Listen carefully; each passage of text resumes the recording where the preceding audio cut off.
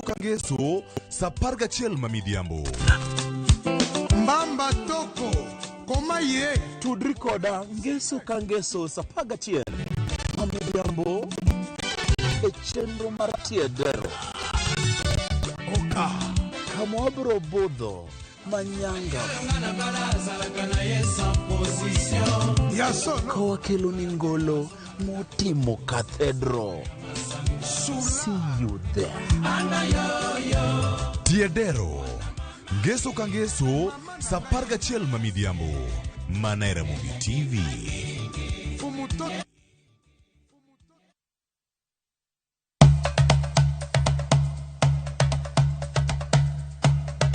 111 chenro malero kitwa gi timbewa kod puonjo dholuo. Sani upuza ni uluongwa na mabuda. Koro mwan mabuda ni girieko mwan koro mathin man kuro maru ng'eng'no.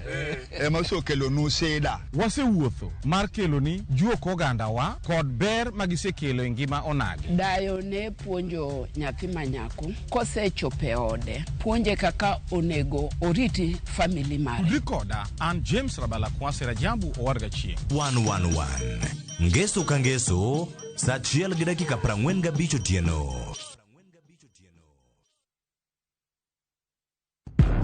Hera, andhoga, adiera. Na ye kodi. No kangeni ni nyalo timri marish kamae. Ich lach ok duong' dhot. Obiro donjo to kao. Nyaka sani podi nikia gimoro amora mantiere pacha. Hera miyo ng'ato bedo gi teko mar timo gimoro. Kendo nyalo lokore pap mar lweny. Odni opong'o mana hawi marach lili. Gi ng'ato nigi nengo mare. Ing'eyo gimoro kodi en ni onge ng'ata piny kama. Sama dera chiegni, gik moko duto wang'. Sanju gida jiven ng'ata chiel. Wae donga wache dier. Parineti. Wuok tich nyaka Ngeso. Saa 2:15 otieno.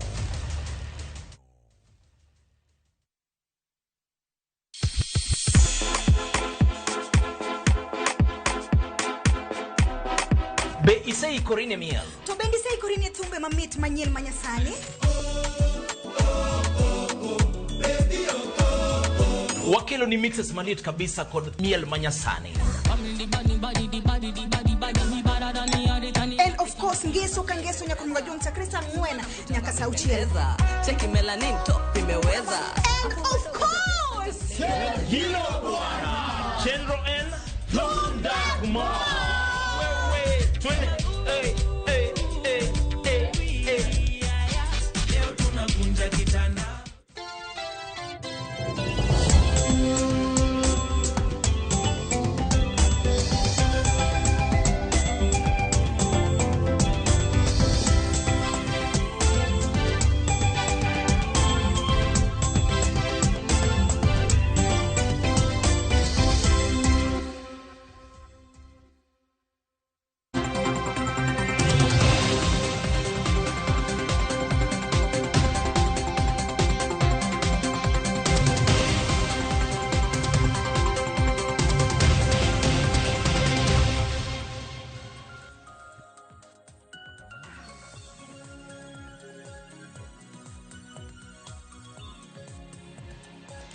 Oyaure nyakoro mgajuang eno odiochieng'no ma tarik 5 dwe mar 2 2020 kod 6. Geno mara en ni okinyi mari ochakore e yo makare machiegni ahinya e chenro manyien mar siwinde mar ohala. Kama wabiro ng'iyo ni wechego mag ohala nyakoro mgajuang kaka itimo gin chike mage mata ohala. Kae nyakoro mgajuang wabiro bedo kwakelo ni welo mopogore opogore moya e counties mopogore opogore mariango ni kaka itimo ohala. Ma en chenro mwaketo mano ni bedo kod ng'eyo mar wechego mag ohala. Kendo koponi pok ichake to samoro cheno ni bro nyalo miyo ichako ohala mari nyakoro mgajuang. Machiegni siwinde mar ohala chakre sani ka en 4:05. Wachako wechego manyien makawuono.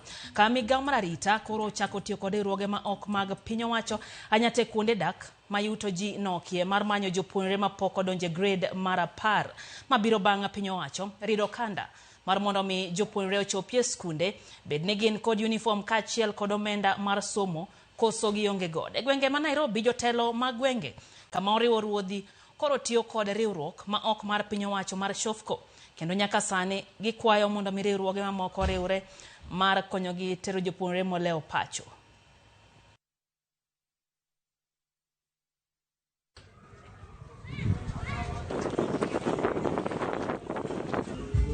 na mtoto kwa kijiji akianza kuibia watu. Imefika wakati ikawa ni changamoto kwangu ngumu, vile mtoto nitapeleka shule na tayari government tena ikaanza kutangaza mtoto lazima aende shule.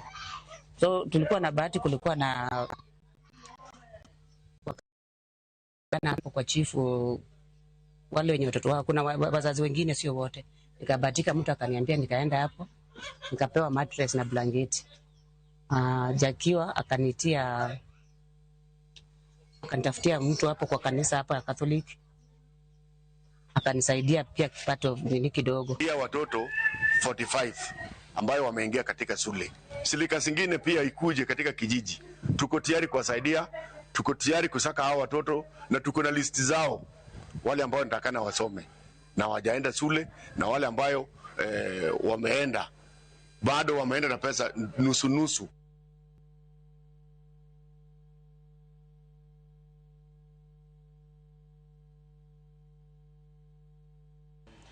Obila kar chung'od bura Mabutula omako kuong' ma oko puodhi maromo lita 290 manengone dirom 300,000 mano opandi ot moro Bumala e ward Mamarachi. Komanda mar obila e od bura Mabutula Yuni Onyancha wacho ni nonro mane gitimo luwore kod report mane giyudo kowuok kuom jogweng' kendo apedha podhi nyime e od burano mana ka jatend mipiny Kenya William Ruto ne ochiko mar kedo kod kuong' ma ok opuodhi maketo ngima rawere kamarach. Kopogore kod kuong' ma ok opuodhi, obila Mabutula bende timo pedha ne joma timo hala ma ok oyangi kod jonjore ka jopiny kwayo mondo miyo kony obila mondo arita obed maber Butula.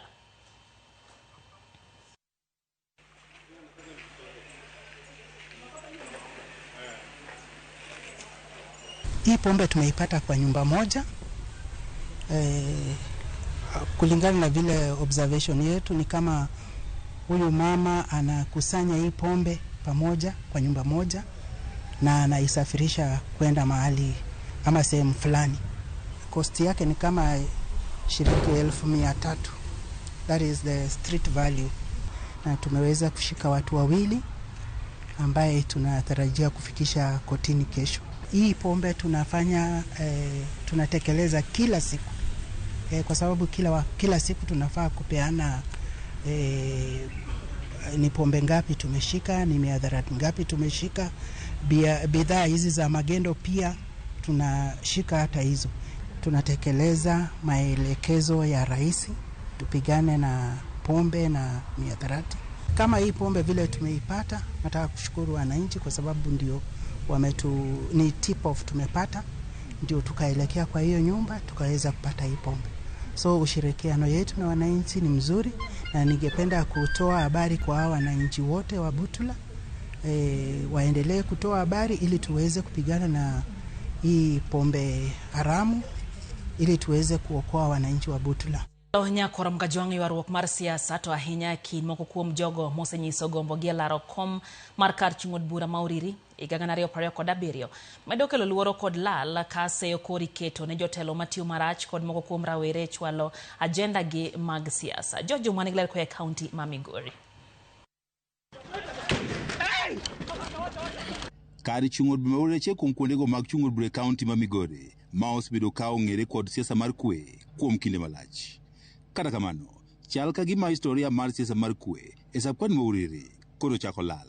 Luoro nitiere ni siasa mar koko duogo e kar chung'od bura ni Mauriri. Siasa modu osebedo gi koko e weche kaluwore gi weche mag siasa to mana e kind nyithindwa matindo ma itiyo godo mondo mi okel siko kata attack jowetegi e weche mag siasa. E kinde ma dweche ariyo nitiere moko moganda moting'o rawere mosi monji kendo hiny marach ka monj magi itudo kod siasa mantie kind moko kuom josiasa mosenyiso dwaro margi e laro kom mar jobura Mauriri higa mar 2027. Jouriri oheroga kwe. Apani for the first time ema koro wachako experience e weche moko matindo mag violence ma pok ne wanenoga. Mae osekelo penj mathoth gimomiyo siasa mar koko osechako mienje kar jubura Mauriri kapod odong' kinde malo higa 1.5 mondo jo Kenya odhi e yiero maduong'. Wan kaka vijana wakwayo kendo wagombo ni waweuru mondo josiasa oti kodwa e weche moko dhi kare. Wang'eyo ni siasa wa Mauriri chon ne wan gi weche moko mane wuok ni mara mar jadak mar onyalo biro. Kane wamiyo Nyamita kura donjone bunge mokwongo, wach mar ukabila Nyamita nokawo mono tieko te. Kar dwe mar 11 mar higa mokalo, achiel kuom rawere ne otong' marach mane owe ka ngima nitie kama rach, kata kamano ne oduogo kuo. Ing'iyo kata kaka iwuoyo e public gi gima iwacho gi gima e dhogi mondo mi wabed kod kuwe. Rawerani moen kaka Felix Owira Okech ne ochango bang' bedo osiptal kuom dweche buora, kata kamano hinyruok mane oyudo owe kod songa e dende. Ana neno ji adek e toka koni on the right, achaka neno ji adek on the left. Kao moni mondo akas pikipiki mondo akas rapi akwong ne gichopo e gate, kare jomoko adek be ne approach gi mbele na ne ae gate. Ne gin namba makatin to ne gin ji 9.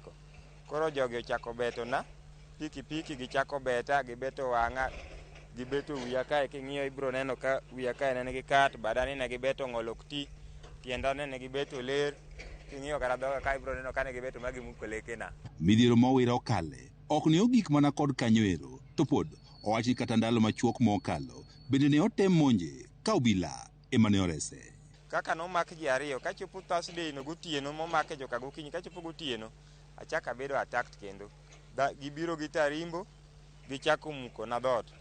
Koro gima nokonya ni dhot nigi pat 3, nitie mapiny, madiere 2 kasto nitie gima malo. Koro ka gichuo tarimbo to pata mapiny cha omuoch to madiere kumuoch. Koro ne gi struggle, koro in the process kapod gi struggle an be agocho ne police. Familia mare nyaka sani koro dar e gweng' ma Uriri kendo tero dhi odak mana ka watne ka nyaka sani kata nyithinde ok dhi sikul. Time pod adak e hotel nyaka sani for my security. Ne kata mana jaoda golo onge dala, nyithindo pod olwe ok dhi skul matin nikech situation abilano. Kama ninde be samoro katimra nade okano then atema nindo kuonde machip nyaka tayudo kamoro mar 500 ininde, seche moko inyalo dhi nindo dala osiepni moro. Ambe nakwayo mana ni kadhe security organs mar county wanyalo konya to konya omak na jomogine na gite mathreaten ngima na gieki including their master mondo ging'e ni nobody is above the law. En monj ma osekwede kod oganda mopogore opogore e sab-koni ma Uriri. Ywaruok e kind josiasa bende osenenore kata e mbui ka moko kuom jogo eko mosewuok oko mar nyiso gombo margi e laro kom mar kachubun ma Uriri e higa mag 2017 osebedo ka nyiso tekogi. Ibiro go kura ne ng'ama is machua. Iwinjo? Kura migo e Facebook onge. Kendo ng'ama da bedo ni sasa midhi e Facebook tidwa ni threaten nyawadu. Aparo ni mano be gima jo Uriri ok bi yieko. Kidhi e Facebook ena social media kajen makumi nyalo informe beji e program ma in go mabeyo gimidwa ni timne jopiny maber. To it is not there for threats kata buogo ngima ng'ato. George Juma, Ramogi TV, Migori.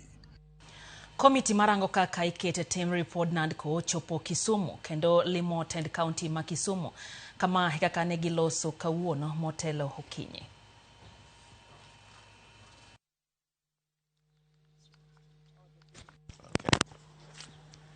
So, good morning, members of the Fourth Estate. We are here today, this morning, receiving a team on the implementation of the NADCO report. They are going around the country, and I think Kisumu is the first stop. Yes, it is. And they will be engaging with the public on the matter that is now beforehand, implementation of the NADCO report. Now, I think they have the details, but I must say that we are grateful, first of all, that we are the first county where they are visiting, but secondly also that they'll be able to engage with our people and with the leadership of the county of Kisumu on various matters that are contained, especially in the 10-point agenda. It is important that this country remembers where we are coming from. I mean, the NADCO report and the 10-point agenda was born out of the need to bring the country together, because at that point in time, basically, there was what I would call a great division in our country. So the NADCO report and the 10-point agenda that we are implementing basically closed that gap. And it's important that we push through the implementation of the report, we push through with the implementation of the 10-point agenda, so that the issues that were, basically brought to the table from both sides of the political divide, when resolved, then Kenya can then move on together to tackle the many other challenges, that are facing us. The matter of corruption still remains a very, very sticky issue. The matter of inclusivity remains a very sticky issue.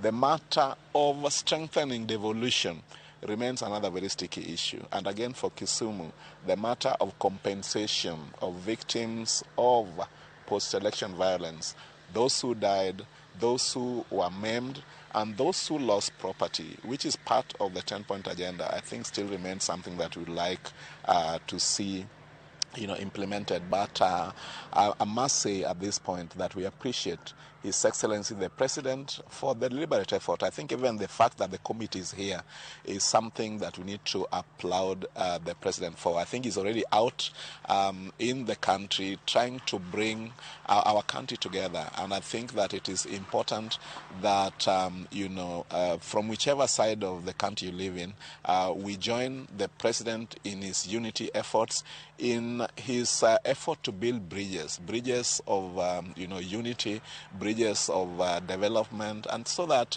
Kenya really can move on as one country. I think it is time that we refocus. Okay, I know we were going to Canaan, but it is still possible to reach Canaan through Singapore. So I think that this is really one of the engines, that should propel us. If this is sorted, Chair, then I think we are closer to Singapore, we are closer to Canaan than if we would be if the issues that you're talking about now remain unresolved. Yeah. Thank you very much. We wish to appreciate. We wish to appreciate the reception that we've had at the county government of Kisumu. Really appreciative that we have come in and we're able to move on to meet the public, especially for our public forum, so that we can articulate all the issues in the 10-point agenda as they have been already articulated, starting with the full implementation of the NADCO report, issues of inclusivity, devolution being very key, and even as we move into the counties, finding ways to continue to protect. Wadhi mbele nyakora magajuanga gi weche manyien na nyisi ni gin magikuoma weche mabende wang'yo ni matimore pacho kae kapok wadonje twak marwa mar siwinde mar ohala. Jatend piny Kenya William Ruto tawo chenro mar chiwo omenda mag nyota ne rawere kaunti ma Kilifi mane onegi chopo lek margi e weche mag ohala. Jatend piny oyango chiwruok mar sirikal mare loko ngima rawere mathurka mosebedo kod midhiero kaluwore kod nok mar tije. Awinje anen kaka weche chalo Kilifi. Wakonoma wakorada huyo ni Captain Ruweida mbunge Mama County wa Lamu. Huyo anaitwa Machele mbunge wa kule Mombasa Mvita. Thank you Machele. Huyo ni Mama County wa Mombasa, Mama Zamzam. Asante sana. Na huyo anaitwa wewe vipi, mbona upigi makofi? Asante sana. Huyu ndugu yangu anaitwa Bwana Chome, ni mbunge wa kule Taita Voi. Asante sana. Na huyu mrembo mnamuona? Huyu anaitwa Mudhoni Marubu, mbunge wa Mama County wa Lamu. Thank you. Na huyu ni Canon Shake, mbunge wa Mwatate kule Taita Taveta. Na mnamuona Wado Tana River wakorada. Jagoro mar riwruok mochung'ne kuonde tiegruok tije lwedo mapacho ka Kefa Ogui wacho ni yo mar somo mano chak manyien e skunde tiegruok tije lwedo kalo e pek modhuro kama okuomgi gin medruok mar pesa ma ichulo mar somo, thuolo matin mar somo momi jopuonjre kapok gitimo penje kin mamoko. Magi nowacho romo mane gitimia magawa moro e boma Nairobi manokelo kanyakla jotelo mochung' ne skunde tiegruok tije lwedo mathur kae. Bende giwacho ni ten migawo mar somo koro nyaka ng'i ni penj mar SIDAK manokawo thuolo mar NEC otim e yo makare mondo omi kik kuo penj bedie. Bende omenda michulo mar somo dok piny mondo giyud nyithinde skundego. Giwacho ni giikore mar bedo kod romo gi migawo mar somo mondo omi weche odhi makare e kuonde tiegruok tije lwedo. Gimedo wacho bende ni kadwaro gi ok ochopi to gibiro luongo ng'anyo e thurka. Ka gik moko nitie madwa ni mondo olosi mondo technical obed motegno. Ma gimonego losi en curriculum manomi ndalo matin to nyithindo timo penj. Omi nyithindo dweche 2 to gitimo penj. Dweche 2 momigi ni gitimo penj to fees to idho malo Sh35. Koro fees moidho malo no miyo nyithindo mang'eny, jonyuol mang'eny ok nyal. Koro nyithindo moko weyo gi okore, moko be kotieko tam to ok duogi. Nitiere penj body manolosi mokawo kar NEC iluongo ni SIDAC. Body ni wadani onego miye tegno mondo bed no nyalo ng'iyo penj e moriere. Jad bura ma Mugirango West Stephen Mogaka okwayo jopuonj mondo mi kik riemb jopuonjre mochopo e skul maonge school fees kod uniform. Ma itimo gi ageta mar keto jopuonjre mawuok e anyuola ma onge kod nyalo e skunde. Noloso ka en Nyaigesa kama nochiwo sir mar omenda maromo $75 ne jopuonjre kod skunde mag sekondar. Bende okwayo jonyuol kod jopuonjre mondo oluw chik manogol gi sirkal mondo gichopie skul. Tibet yetu wenye ajira inawatafuta, akiripea kama ni automotive, kila mtu atasema tembee hivyo. We will also now nataka kuremind ma principals wetu. Najua kuna changamoto ya kuwa na mtoto shule hajali. Sema watoto wasome. Waziri wa elimu amesema mwalimu atakayefukuza mtoto nyumbani hata yeye atafukuzwa nyumbani. Those are government decrees, those are government executive orders. Let not any child be disallowed an opportunity to go to school.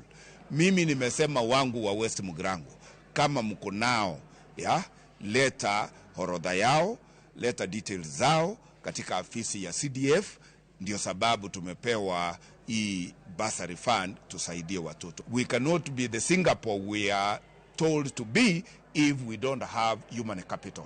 We don't want to lose any child in this CBC program because every child deserves to be somebody in this republic. Wadhi county ma Elgeyo Marakwet kama jodak ma Embobut oketo kokgi e winjruok mar kwedo nyange e gwenge kata nyange gwenge moko. Kena giloso romo mane otimre e boma ma Iten. Jodak ma wacho ni kata obedo ni gisebedo ka itero gi nyange onge ohala mora mora ma giseyudo. Gisingo mar chung' motegno e kedo kod kido mar ochongi moganda.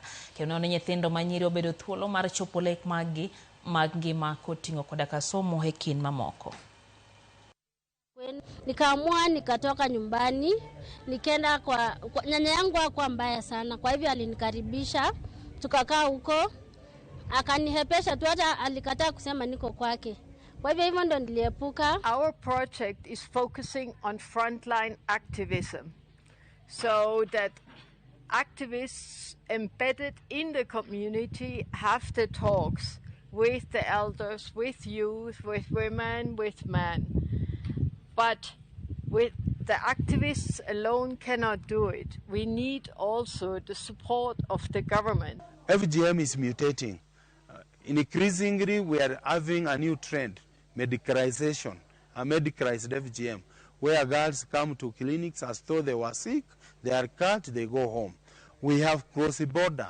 Counties like Turkana, for example, mostly, by and large, do not practice FGM. So it's possible for girls just to move to Turkana, where vigilance is a bit low, and then undergo the cut, come back.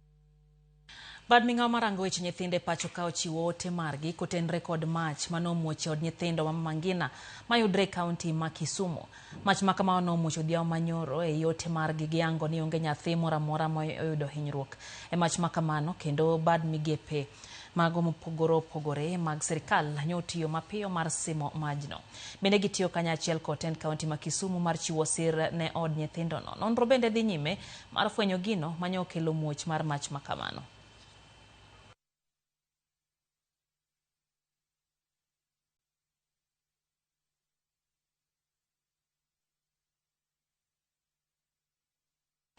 Duol mochung'ne kedo gi mibadhi e pacho ka EACC kod okwachki chiseo kuom dino wengege kagirango weche ma ilieko mag mibadhi e kaunti ma Nyamira. Jalbura ma Mugirango West Stephen Mokaka onyiso ni nitiere nyao e tich magisebedo kagitimo.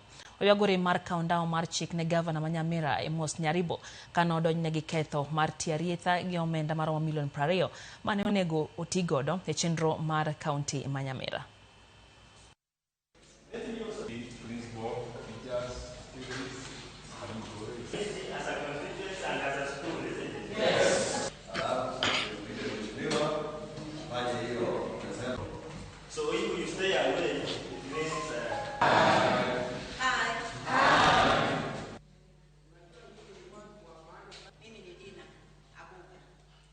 Nataka kuita CEO na chairman wa EACC kuwa amstahili kuwepo kwa sababu kuna ushahidi wa kutosha wa uvujaji wa kufuja mali katika kaunti ya Nyamira, na niko na ushahidi kutoka kwa director wa public prosecution kuwa hakuna kesi yoyote kuhusu wizi wa Nyamira ambao imefikishwa mbele yake. Hiyo ni kutuonyesha kuwa watu wa DCI ambao wamepewa jukumu ya kuinvestigate maneno ya Nyamira, watu wa EACC ambao wamepewa jukumu ya kuinvestigate maneno ya Nyamira, mumeangusha wa Nyamira. Tunaweka kikao maalum ya kuuliza wabunge haja gani kuwa na hayo vitengo na bajeti ya nini tunawapea kama pesa ya Nyamira inaibiwa. Mimi nataka kuambia World Bank, nataka kuambia Waziri Mbadi kwa ujasiri wa kusema hiyo pesa ifungiwe. That is the way to go, and that was enough reason for the governor of Nyamira County to tender his resignation. I have already communicated to the Senate Speaker, to the Leader of Majority, that they should be ashamed of themselves for hiding behind technicalities to return Governor Nyaribo to office when he belongs to prison. Nonro manyen motim kod The Lancet Global Health koro yango ni jamoko maromo 9.4 biro wito ngima kochopo higa 2030 kalore kod ng'wony mar kony ma pinje monyalo osebedo kachiwo ne pinje ma pod dongore kamoting'o piny Kenya. Sifros Okinda ntiere kod ler mathoth. E thuolo mar higa achiel mokalo, sirikal mar piny Amerka osebedo kachungo kony kendo wuok e riwruoge makonyo pinje madongore. Motimore mogik e chak higani en chungo chenro mag riwruoge 35 e bwo riwruok mar United Nations kod wuok e riwruok mar World Health Organizations. Mago kimedo kod pinje mamoko ma bende osedongore mosechungo kony magi ne pinjego, koro medo kwan ji mabiro wito ngimagi kochopo higa mar 2030. Nono motim kod The Lancet Global Health nyiso ni kochopo higa mar 2030 ji maromo 22.6 kamoting'o nyithinde bwo higni 5 biro wito ngimagi. Ma en medruok kod thoe 9.4 kipimo kod thuolo mokalo ma kony ma kamago ne yudore. Nonro noyango ni ma dhi timore kalore kod chot ma apoya mar kony ma pinje monyalo osebedo kachiwo ne pinje modhier kod ma koka dongore. Kony mideno ni Official Development Assistance kata ODA kasiem igolo ni thoe ma kamago biro kata kalo mago manokel kod midhusi mar corona. E higa mar 2023 kony mar ODA nochopo $250.3 ka piny mar Amerika, German, Japan, France kod Ingeresa emane chiwo $70 mar omwomni. Pinjegi duto noduogo ng'ado omenda magichiwo higa mar 2024 mak mana piny Japan kende. Okang' mokwongo ma otimore e higni 30 mokalo. Poni ng'eto mar omenda duto mane pinjegi ochano higa mokalo timre, ma biro bedo okang' mokwongo ma pinje 4 gi duto duoko piny kony ne pinje madongore e wang' achiel kuom higni 2 moluwore. Riwruok maduong' machiwo kony e piny mangima USAID nokethi dwe mar 5 higa mokalo ka chenro mage noduok piny kod $83. Lal masani winjore tok chungo chenro mag USAID ochung' $40 ka pek mag achiedhnadegi dhi goyo ahinya pinje modhier kod madongore. Nono makamano omedo yango ni pinje mani kod joma yutogi ni piny kod ni e diere biro medo thoe moyo 4 milion kowuok e kute mag ayaki. Tuo mar kahera nyalo biro nego ji 600,000. Ka thoe mag nyithindo matindo biro chopo 2.5 milion. Kwan mag iye ma ok ochan kaachiel kod golo iye e yo ma ok ber biro medore. Kamano bende tuoche moyangi ni biro nego jahenya oting'o tuo mar kahera, ayaki, achiedh nade mikelo gi iye, tuoche mag kor, nong'no, dhieo, malaria kod tuoche mojwang'. Simfrozo Kinda, Ramogi TV. Machiegni kendo Nyakorom Gajwang' wakawo yweyo mokwongo e chendo ni mar silinde mar ohala. Tieng' mar ariyo wadhi bedo kanyo gi twak ewi wechego motenre kod dirruoge mag saga kata sako. Pono ni intiere kod penjo wantiere live kachi Facebook Ramogi TV KE mbui mar X bende wantiere Ramogi TV Kenya mbui mar YouTube. Inyalo ndiko penjo mari ka chang' na bed kae gi wenda ariyo mochopo studio kamoting'o Patrick Nyangweso ma en director mar CFA kachiel kod Afaksad Obala mano en jatend Top Cream hang no nyiso ka kilungo nyinge na yo makare en twak madhi bedo godo kwa duogo kata kamano kikidhi abor Nyakorom Gajwang' chenro pod mana mbaka romo wantiere kae siwinde mar ohala kikidhi mabor.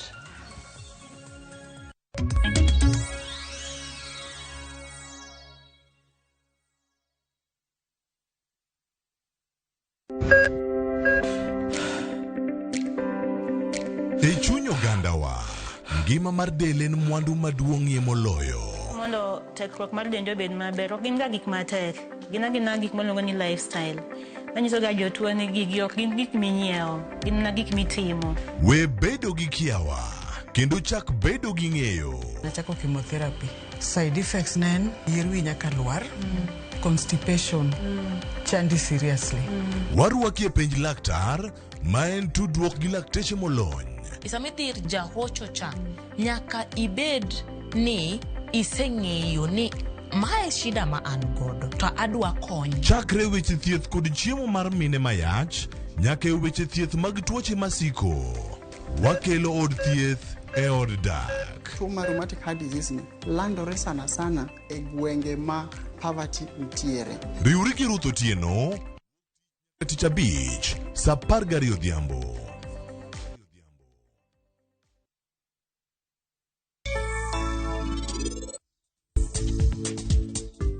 Anang'eyo ni Sanju ohera gi chunye te, to koro ine miketho gimoro amora nikech ibire kindwa.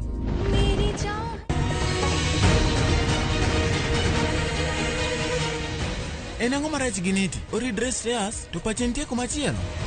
Alamo ni Niti doko lwar, to parino ema mondo lwar, kasto bang'e gimoro amora machando wado rumo. Ang'e ni apar rana wuon, nikech an alamo ni Nyasaye orit na jaoda mar ariyo, to kapar jaoda mokwongo.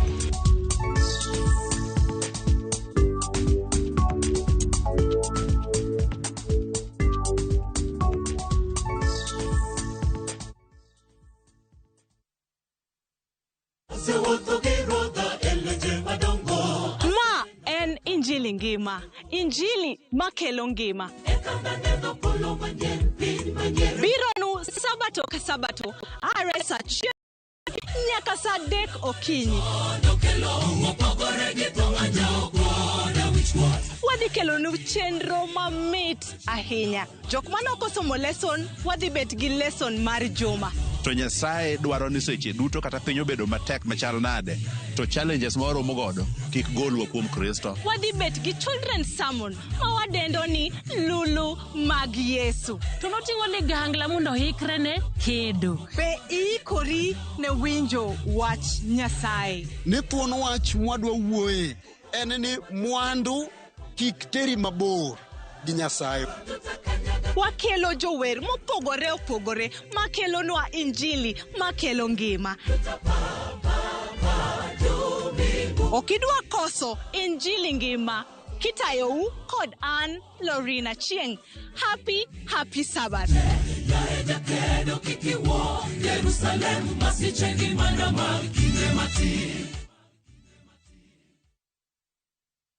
Mabiro eng'e jothumbewa. Ero wuoda ero yo, we all kwaya, sami woodbeni. Kuro weni ne mara, be mano bedo hit song mara. To mit mano mit go ne jomoko. En mano miyo jomoko koro gamo batho. Aluongi Rembo, aluongi mama, happy mi kod Doli. Mana kaka Saulo noneno ler manyinge olokore ni Paulo, e kaka bende mane en jawangla Sami kijana ne oromo gi ler molokre jatich ruoth Apostle Samson Park. Jathum moro noketo na sumi chiemo ka walaro kar wicho no wagucho sundu. Ang'o mane okelo lokruogni? Moko jomiel mane miela ato naloko gimonda. Ano kanyari yambe neno. Bia modhi e kuomi in soko. Tich abijni eng'e jothumbewa kochakore saa 2 okinyi to wanwe ngeso saa 5 okinyi e Ramogi TV gi Solomon Atito Kafaya. Aserumo.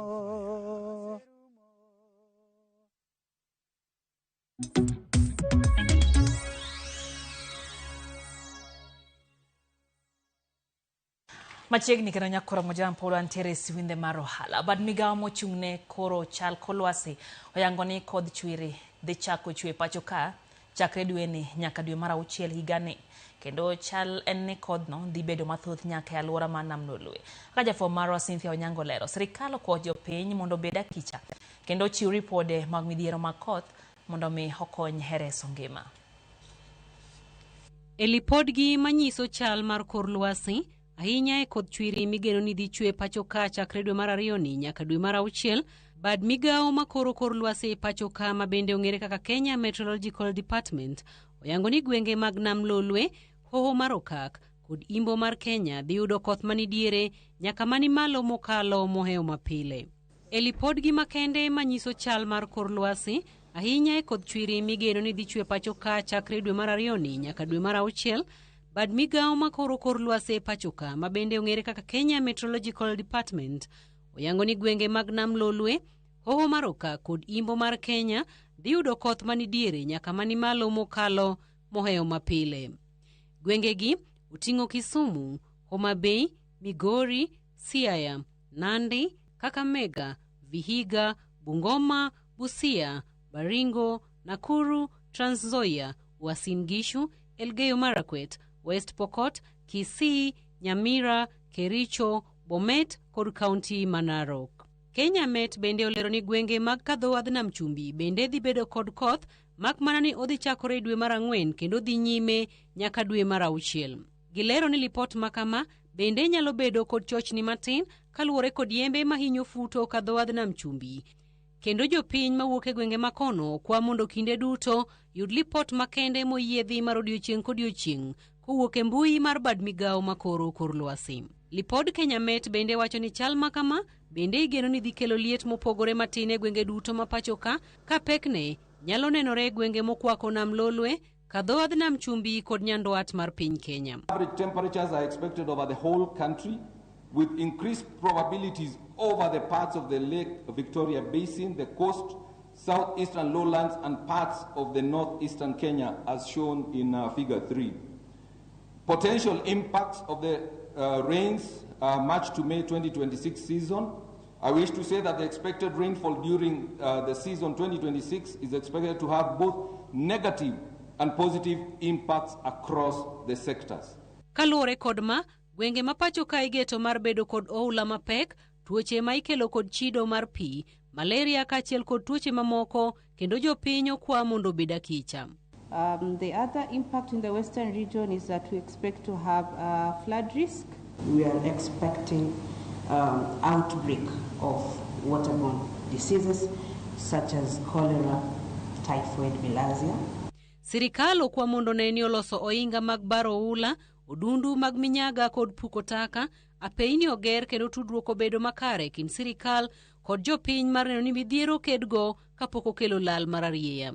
There'll be need to repair the dikes in the flood-prone areas like the Lower Nzoia and Nyando before the onset of the rains. Kaka yor kedo kod midhiero magie sani koro limbo e kor lwasi, sirikal oyango keto kare chenro mabiro konyo e kedo kod midhiero mag oula mapek kod tuoche kokalo e pogo net mag geng'o suna, medo yedhe mag malaria, jiwo kod bero pi mag tuoche matucho e kind ikruok mamoko. We are looking at measures such as proper waste disposal and management, larva source, distribution of nets, malarial drugs, and also testing kits. And we are also looking at strengthening surveillance systems for early outbreak detection. Jopiny kata kamano kwa mondo kinde duto beda kicha, orang ote mawuok e bad migao makoro kor lwasi, uket ikruok mag chako pur kendo chiw lipode duto mag midhiero mag oula kod koth mapek ma oko leo. Cynthia Onyango, Ramogi TV. Kindeni ma Kenya yango odiochieng' jiwo lwenj kedo gi tuo mar kansa. Mokuom jotuo to ywak ni thieth margi ochung' kalore kod midhiero moko ma osiptal ma Kenyatta ok dwar yango. Jotuo go nyiso midhiero magi e kinde limbe ma jagoro mong'ere migao mar thieth Dr. Auma Oluga ma nolimo osiptal ma Kenyatta. Jafwambo mar Jitho Monde nitiere kod ler. This is the third week until the fourth week that we've coming here. Wengine even slept here because they have no place to go. Limbe mar jagoro ma ongirore migao mar thieth Dr. Auma Oluga e kar thieth maduong' ma Kenyatta National Hospital omenyo midhiero ma jotuo mag kansa kalie kar thiethno e thuolo mar juma achiel ma okalo. Vijana wanafanya kazi, mashini iko slow. Mimi nimekuja kutoka Monday mpaka saa hii. Kama oko to yango ni thieth mar kansa e kar thiethno okosebedo mayot kaluwore gi deko ma kinde ka kinde, gino ma oseweyo gi kod rem mathoth. Ndadonjo kinyi ka ndadonjo ka safar gachiel kokwen. Kaka nadonjo ka adonjo masebedo ka pango line ka ket mar mondo mi anekta na shughulika nwa akuna. Nende an number 27 nyaka sani pok ayudo Dr. matibabu gimoro amora maseyudo kae onge. To nachako biro ka ne tich ariyo tich adek. Kwa biro samoro ichopo ni yien akuna. Sasa unashindwa yen onge, system nulo, alafu anwa biro ka keto ma hospital maduong' monego bed ni odo miya dhano mang'eny. Dr. Auma Oluga kata kamano yango ni jotuo mag kansa kokalo e lai mar okumba mar thieth mar SHA osebedo kod midhiero kaluwore kod kit thieth ma giyudo, gino makaka migao mar thieth gi sego bura kendo loso e tieke chuth. Often for patients who are taking chemotherapy, we have a challenge with the loss of fingerprints. And as you know that we have rolled out something we are calling biometric. And so because of that, we have to have mechanisms for identification.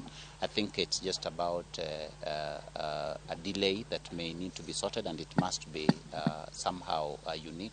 Kabende Oluga ochiwo siem ne ute thieth maduoko jotuo mag kansa pacho bang' tieko omenda mar thieth mar 550 ma okoro kwayo ne okumba mar thieth mar SHA mondo med omenda nyaka 800 kaka ne jatend piny William Ruto lando.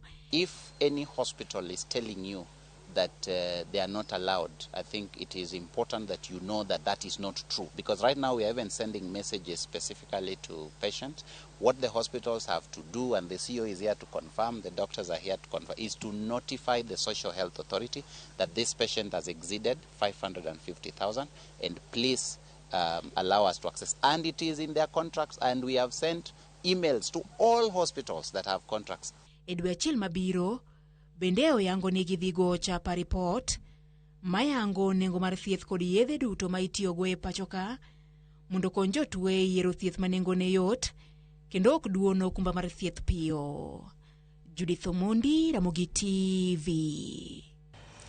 Nyakoro mwajwang' wadonje kidieny mar ariyo mar chenro mar siwinde mar ohala nyisi ni ma en twak marwa kata chenro marwa manyien kamwa biro ng'iyo wechego mag ohala. Nyading'eny wacho ni joluo okia weche mag ohala to asefwenyo ni nitiere jo ohala mantiere kaluo. Ma en chenro bende koro biro jiwo oganda mondo mi odonji ohala kendo bende wito kucho paro mosebedo kanitiere ni joluo ok timo ohala, joluo onge SACCOs. Kawuono Nyakoro Mgajwang' akelo ni achiel kuom jogo kata jatatije CEO mar achiel kuom riwruoge mag saga kata SACCOs mane iluongo ni Top Cream. Ang' nonyiswa ni to bedo nade nyinge ng'a kachiel kod Patrick Nyangweso ma en anyisi kachacha ni en jatelono mar CFA ka director, bende en jatatije kata CEO ma National Taxpayers Association, jogo ma bende solo suru. Gidhinyiso mathoth chenro ma siwinde mar ohala machiegni Hafaksat. Erokamano Lydia. Mokwongo ago erokamano mar chopo TV mar Ramogi. Mokwongo an iluonga ni Arfaksad Nyakado Obala maja karachuonyo Kanyaluo Kowuor. Koro sani tayudora kaka jata tije maduong' sagano mar Top Cream Deposit Taking Sacco ma kanyo endo atiye kaka jata tije maduong'. Nying mar Arfaxad ni samoro ja chandga ji. Jomoko luonge ni Arfazad, jomoko luongo ni Arfaxad. Koro anta kawe kaka ng'ato ka ng'ato luonge. Arfaxad nyakado Obala. Mabe ka ng'ama somo muma to inyalo dhi e buk mar chakruok 11 wes 10 mibiro yudo kanyo ka Arfaxad ne en nyakwar Noah ma wuod Shem. Ne jopiny te mantiere, wantiere gi members mek Saga, wantiere gi members mek Saga e piny mangima, wantiere kaendi mondo wanyisgi mang'eny koluwore gi weche Saga. Nikech kisomo buk mar Hosea wacho ni joga tho nikech gikoso ang'owa ng'eyo. Koro arwako members duto to chutho members mek Top Cream Deposit Taking Sacco mosechung' kodwa wantiere kaendi mondo wawach weche Saga. Erokamano, wadhi donje weche Saga mathoth machiegni nya Patrick Ramogi TV mamba koromo swinde mar ohala machiegni. Erokamano Lydia, en thuolo makende madwa kawo mar gone Ramogi TV. Erokamano kuom kawo thuolo mar luongowa jo Kenya ng'eny kata ma Nyanza thoth. Mar ariyo adawacho ni Happy New Year. Happy New Year. Mar adek akawo thuolo ni kende mar moso jokanyanam kumoro amora ma untiere. Kaka osenyiso an Patrick Nyangweso, an gi ogute mang'eny but masani ahinya an jata tije National Taxpayers Association. Watiyo gi sirkal machiegni wang'iyo weche mag omenda kaka tiyo mondo mi olok ngima jopiny, joma solo osuru. Koro akawo thuolo ni mar moso jokanyanam duto nigi bed machiegni e twak ni mondo wane anene to dewagerre nade weche mag uchumi, dewagerre nade weche mag yuto ka wakeno to kendo wakawo hola e weche mag Saga. An gi dala kucho e dala mar Suba South, wane ma pesa nindo dala watigo legi ndego biro go kinyi Nairobi. E dala mar Magunga kata Gwasi Kithereka. Ang'eyo ni Lydia gweng'no ikia chiemo ipenj George Bat. Na puonjo Suba Gala. Gwasi Gala. Ana iwi got kanyo kumilongo ni Kithereka. Miaka thuolo mar moso jodala waduto, jo Kithereka, jo Suba duto, kumora ma untiere gi jokanyanam duto chakre Ugunja nyaka ichop kindwa boda mar Tanzania gi Uganda iye kocha. Erokamano. Machiegni urahinya kawuono wadwa ng'iyo weche kumotendre kod Sacco. Arfaxad iwacho ni oganda Luo okia ohala kendo iwacho ni oganda Luo ok donje Saccos. To in jaluo ma CEO mar riwruog Saga ma Top Cream, ben adier un gi members adi to king'iyo members gi dongruok margi chal nade? Erokamano Lydia. Mokwongo anyalo wacho ni wachno en two sides of the coin. Onyalo bedo adier kata ok onyal bedo adier nikech e piny Luo kachako gi weche Saga globally Kenya rank e top 20 ma e weche Saga e Kenya king'iyo World Council of Trade Union ibiro ni Kenya rank e top 20, but e Africa Kenya e namba 1 e weche mag Saga. Kasto kidwogo e Kenya kaendi ibiro ka Saga mantiere Kenya timo maber moloyo kabisa. But kidhi e pinywa mar Luo gitimo maber to gitim maber ahinya ka compare kata kipimo gi Saga mantiere e pinje mamoko kata kuom ranyisi e boma ma Nairobi ka, e hoho mar Okak, e Nyandwat kata kuonde mamoko. Koro nitiere weche mang'eny mamiyo gitim kamano. But anyalo wacho niya, nitiere jowa ma orwako culture mar Saga ni kendo gintiere Saga kendo Saga ne osekonyogi e weche mopogore opogore. King'iyo kwan oganda ma untiere go Top Cream, roughly joluo inyalo wacho ni gin ata maladi kama?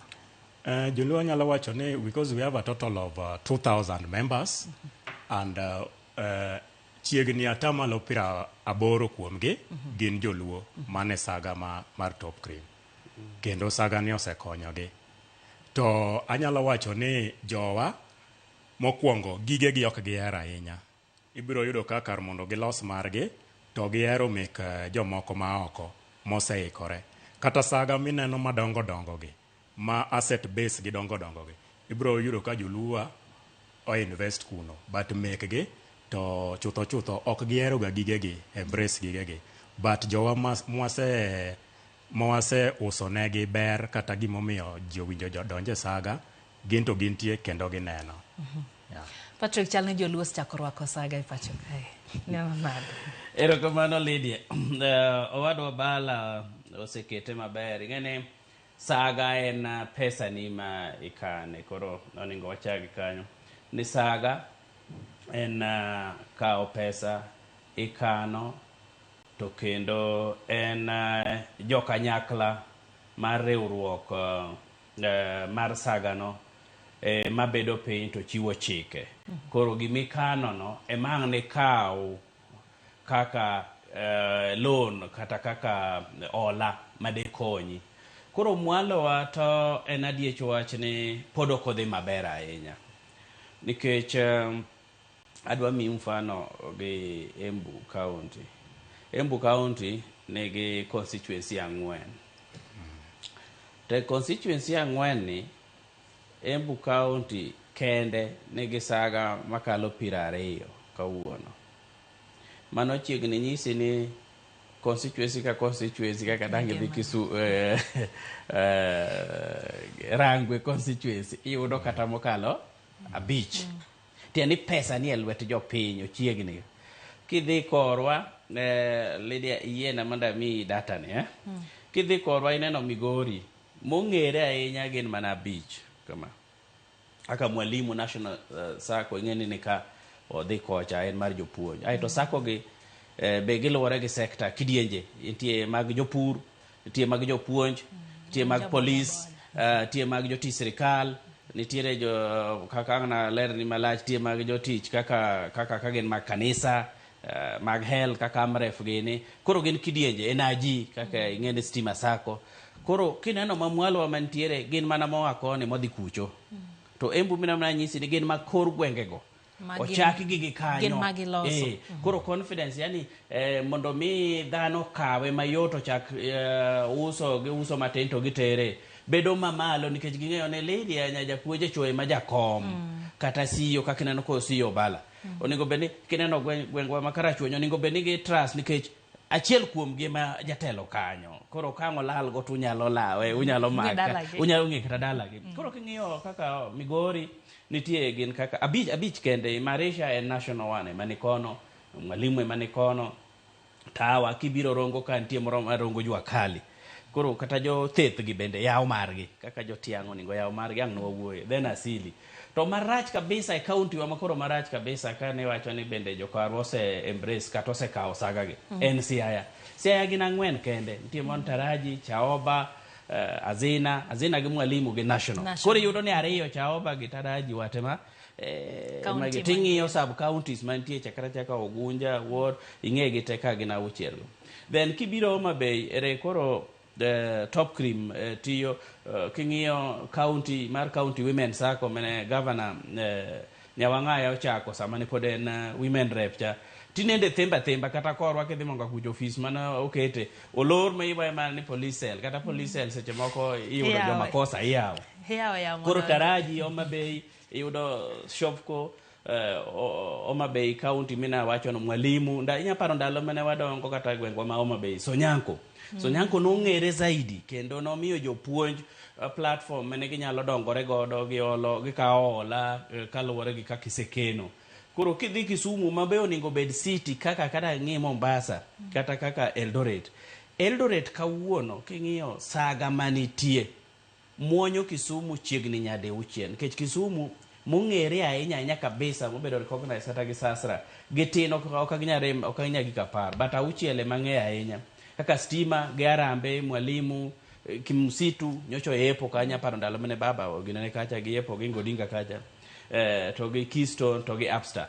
Koro ma nyiso ni pokwa embrace pokwa kao thuolo mondo wang'e ber saga to nitiere gik mang'eny mang' wawuoye momiyo ma pok otimore nikech kineno dho nembewa iyudo kaka Homa Bay kende nigi beaches mokalo 40 gi wiye king'iye county te chak ing'iyo Siaya ka chak ing'iyo Kisumu ing'iyo Homa Bay Migori oningo beni dho beach ka beach dikoro kata beaches ka riwore to dikoro wan gi saga kata mag jolupo mag rech wachak wang'iyo jo pur ng'e kaka Siaya ka ipuro sani neno ka jo weather oselendo ka kaka neno kibira ahero ka kata neno mchele migine cha kaka mwea kidhi joko kichandre ni kata gidhi e bank ni giriedo kura kiani en luoro mosebede takiani nosebedo culture marwa kata mar kako nagi takiani telo marach mag saga gi takiani weche mag digital moko matinende biro mang'iyo ni anakiadi ya mosgi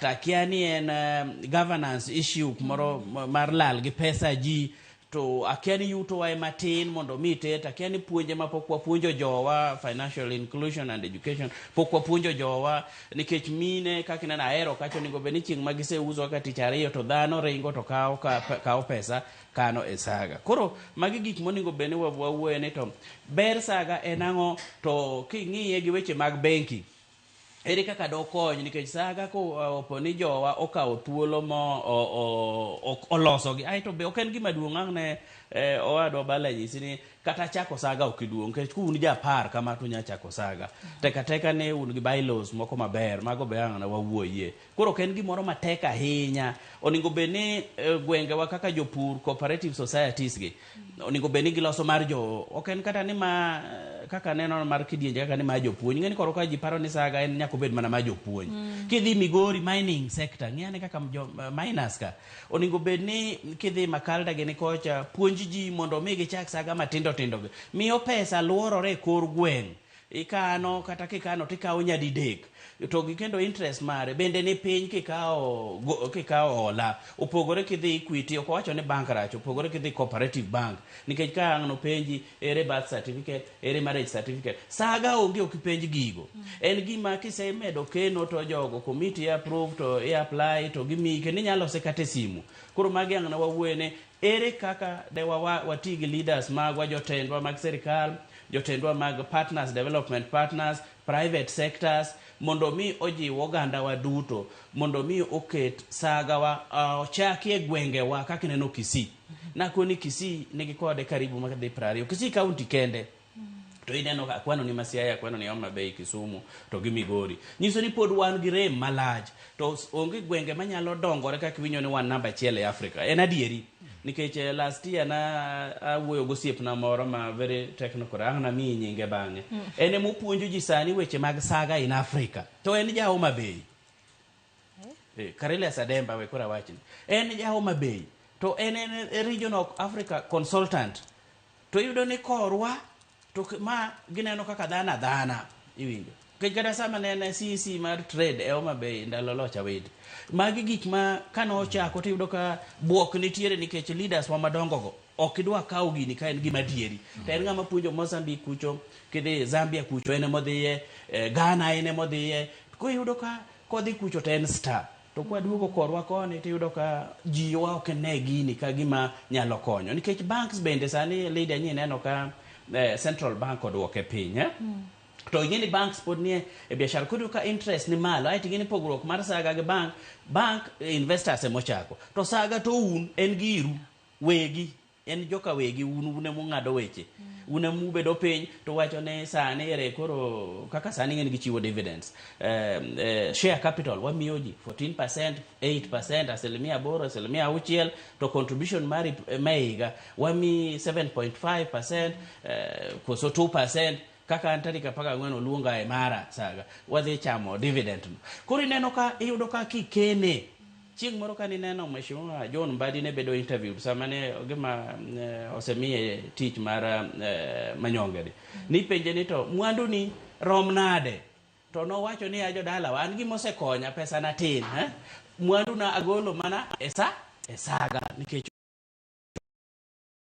an example ma joma no winjo gino ningo beni en challenge kuomwa ni ere kaka de watim mondo mwachak saga kidienje wa grube mineno welfare magiko ji ma ji ochako ka andanga challenge wa no waloke wall oduro yudo ka isolo million adek million ang'wen Barbara ila Odinga the late Nyasaye okete kuma okwe no wacho ni koro ningo walok grube wa mina no wasolo pesa madongo dongo ka to waket saga koro kaka saga gi yudo ka nitiere ma kaka sani fees ne chando jonyuol wa mwalo kocha ngene nyithindo grade 10 mang'eny pod olewo e kor gwenge wakaluo kocha to saga ka in godo to nyise kano kata 5,000 kinya kao mane 15,000 kise kana 30,000 kidhi kawe 90,000 to ne 90,000 ne ikawe mana kumi bede idiyo mana dia mose simu nkechen digital adoption idiyo kanyo tiketo mana member mari to jo kanyo no emasiro ni lwedo ni anasiro ne Lydia mano ja kanyo tichiwo namba mari ma membership tiyudo mana pesa tidhi chulo fees no bende giyudo go percentage matino balang no nyiswa koro yudo ka okonyo weche mang'eny weche mag investment saga konyo kopo ni ng'ati moro to inyalo kawo pesa no ikonyorigo saga konyo kata nyombo to youths wa oko embrace gini kata kineno kaka man Nairobi ka youths oko embrace nikech challenge betiyo bede ineno mar digital gine simo ma olagi yudo ka percentage no ng'en over 200% yudo kidhi okwadwa wacho kembini matimiyo ji ola simugo kech ma wang jowi iyudo ka gichajo jowa nikech koso ng'eyo gichajo gi pesa mamalo to kudhi e saga tichuli kata to ichaji kata 2% gi nus iwinjo koro en ngima ne yot charges mage be kaka interest bende ne piny chopo ire mondo yud pesa bende ne piny mondo mi bed member bende ne piny onge gik midwaro iri kia title deed koro en gima dang' ajiwo joka nyanam ne yawa dongruok marwa otenore kuom saga kendo agone Ramogi erokamano mar chako gima chalo kama nikech onego wapuonjre sani king'iyo en mana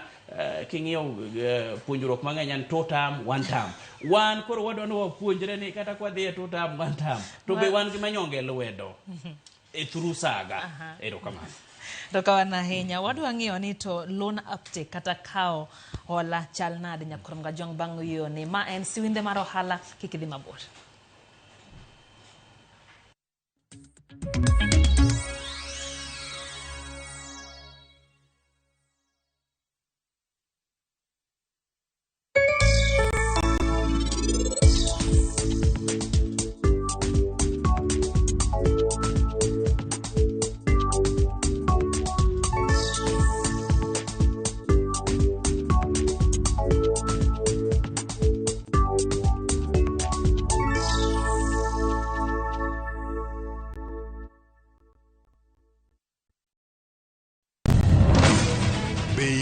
Mar doke pacho kama sigendni ilero gi mor kod sunga mar luo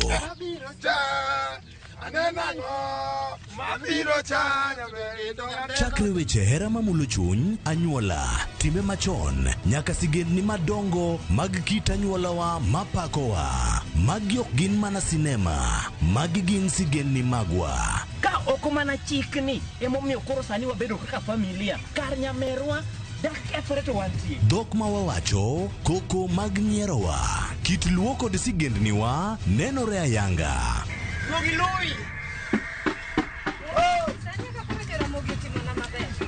Winam Cinema Jumapil ka Jumapil saa 2 kod saa 4 mar otieno mana e Ramogi TV.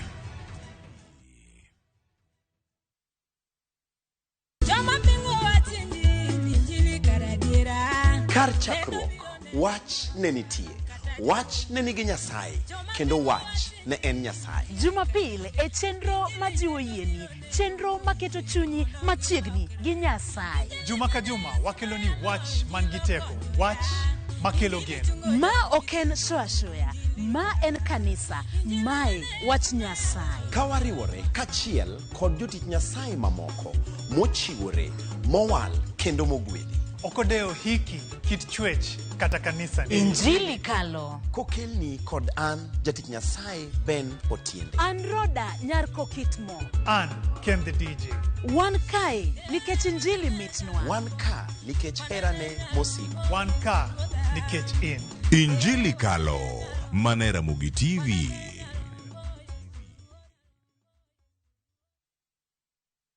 Mabiro eng'e jothumbewa ero wuoda ero yo we aol kwaya sami wuod beni koro weni ne mara be manobedo hit song mara to mit manomit go ne jomoko en manomiyo jomoko koro gamo batho aluongi rembo aluongi mama apimi kod doli. Mana kaka Saulo noneno ler ma nyinge olokore ni Paulo, e kaka bende mane en jawangla Sami kijana ne oromo gi ler molokre jatich ruoth Apostle Samson Park. Jathum moro noketo na sumi chiemo loko gi monda ano kanyar yambe neno bia modhi e kuomi in soko. Tich abijni eng'e jothumbewa kochakore saa 2 okinyi to wanuoye ngeso saa 5 okinyi e Ramogi TV gi Solomon Atito Kafaya. Aserumo.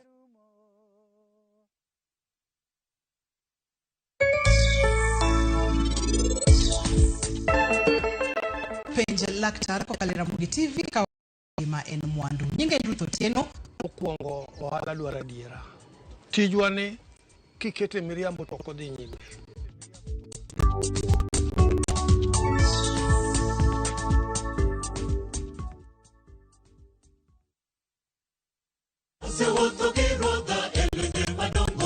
Ma en injili makelo ngima. Bironu sabato ka sabato are saa 1 okinyi nyaka saa 3 okinyi.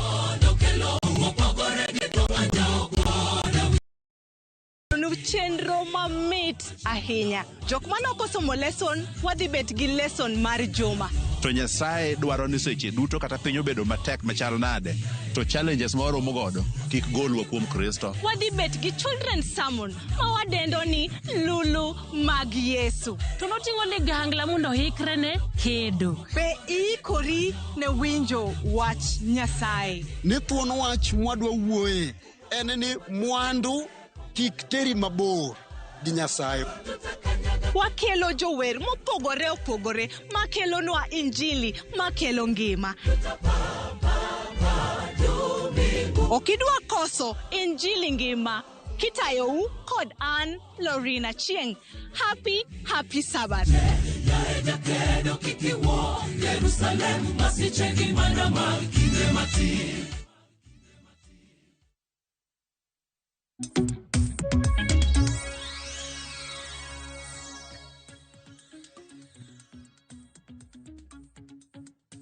Machiegni kendo nyakorom gajwang chenro en mbaka romo siwinde mar ohala kama wadhi mbele gi twak marwa an nyiskachani mwantie kod wendwa ariyo kama oting'o Patrick Nyangweso director CFA kaito bende en CEO kaya tije mar NTA bende wantiere gi Faksad Obala ma en jata tije Top Cream Sacco. Wadhi mbele gi twak marwa Obala kan wadhi e yweyo nwang'iyo ni to Patrick onyiso wa kaka chal ni oganda wa oluor kaw loan uptake king'iyo maber Top Cream chal nade tango manyalo miyo oganda luor kaw loan saccos. Erokamano Sister Lydia, kapok wadhi e loan uptake nitiere point moro ma brother Patrick owacho kachacha madwa mede gimoro matin. Saccos mo wacho ka kidhi Migori saccos mong'ere ma wawacho ni obedo regulated wan gi Stake Sacco. Stake was former Kuria Teachers Sacco to gi Miteko Migori Teachers Sacco. Saccos to nitiere mang'eny but makoro bedo regulated gi Sasra en authority ma regulate Sacco Society Regulatory Authority. E Migori en achiel kende, that is Stake Sacco former Kuria Teachers Sacco. Mano koni kaka the entire Migori ibro yudo ka Sacco ma serious onge. Then kiduogo Homa Bay County Saccos mineno okoni man nitiere Migori ka maka koro branches make Saccos moa oko.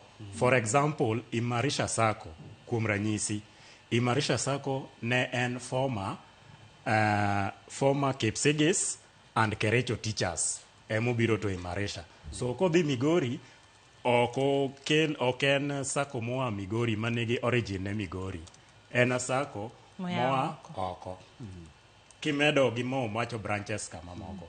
Then ka waduoge Homa Bay County. Homa Bay County Saccos ma obedo regulated by Sasra. Gin mana ariyo ma Sasra oyienegi kao deposits from members. Ingeni Sasra operate mana kaka central bank, regulator ngowa banks. So SACCOs ariyo kende ema Sasra oyienegi kao deposit e Homa Bay County. Mano kachako gi Top Cream Deposit Taking Sacco, mane en former Achwonyo Teacher Sacco, to gi Sacco gi ma Fortitude Sacco ne en former Sober Teacher Sacco. These two sister Sacco kende ma Sasra oyienegi angowa kao deposits. In gi Forza en more of a bank mar Sacco. Saccos modong ma brother Patrick wacho ka te maka okay dho kisungu moro luongo gini conglomeration of branches modhi e Homa Bay County. For instance, kiwacho Mwalimu National Sacco, Mwalimu National Sacco nigi headquarter Nairobi ka. Kiwacho mane kendo owacho Stima Sacco nigi head office in Nairobi, Arambe head office in Nairobi, amongst others. So Saccos ma derive their origin in native land Homa Bay and Top Cream Deposit Taking Sacco togi Fortitude Sacco modongo are branches. Wabiro Kisumu County. Ka wabiro Kisumu County, aneno kachacha owacho Keystone was former Kisumu Teacher Sacco. Togi modongi ng'enygi gin mana koro branches. Kato mobedo regulated, wabiro gi Jomoisha, former Koru, amongst others. Mang'eny gi mabiro go, koro mana branches. The same applies to Siaya. Siaya Sacco ma derive origin ne e Siaya County en Taraji Teachers ma obedo regulated. Modongo gin branches modhi odonjo kanyo. Koro adwa koni kama gini inya ng'owa, gini inya members ma joluo ma kucho. Branches gi obiro infiltrate, to giweyo ang'owa, giweyo margi, mondo gidevelop margi, mondo margi odhi mbele. Lile, let me tell you one thing niya, odi nyalo bedo ni rach, iwinja? Samoro dwa chwer gi e roof mar gama kachacha. Kato in instead of manyo lum, chon ni umo ute gi lum donge, instead of manyo lum ium go ot, iringo, idhi ka jirani, iwe nyithindi kachacha ka koth goyo, ni jirani wa abuoga ka indi ka chieng' cha oda cha olosore tatimo ang'owa aduoge. Mane gima jowa timo. Ma koni ni jowa ok ohero gigegi, gihero gik moseikore. Gima dho kisungu luongo ni delayed gratification. Achaka mi point machielo. Nitiere Sacco ma jirandwa ma jo tok Kodera. Asset base ne duong', ochiko mana bilionde madhi mbele. Tibiro yudo ni stake from that billion members moa Homa Bay County ema lost a bigger percentage of that billion. Gidhi gilose Sacco man tok Kodera cha, to margi gitimo ang'owa? Margi giweyo.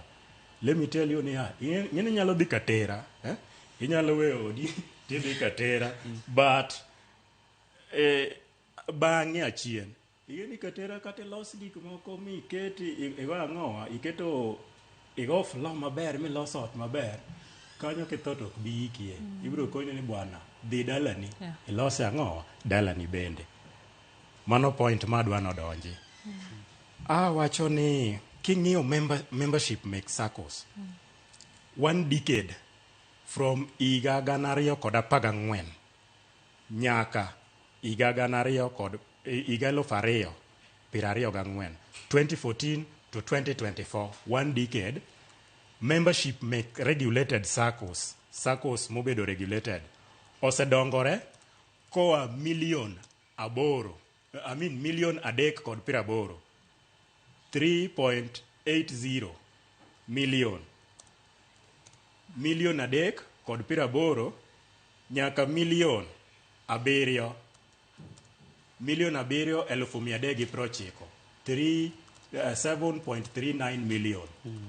Kiae 3.08 million membership from 2014 ma koni regulated Saccos mobedo regulated gi Sasra. Kiwuok e million 3.8 nyaka million 7.39. Iwinjo? Iye kanyo endo members kata jokanyo no meg saga osedongore 1 decade nyaka kanyo. Mano koni kaka Sacco sector kata Sacco industry plays a very big role kata mane e GDP mar Kenya, gross domestic product, ibiro yudo ni o contribute to 6%.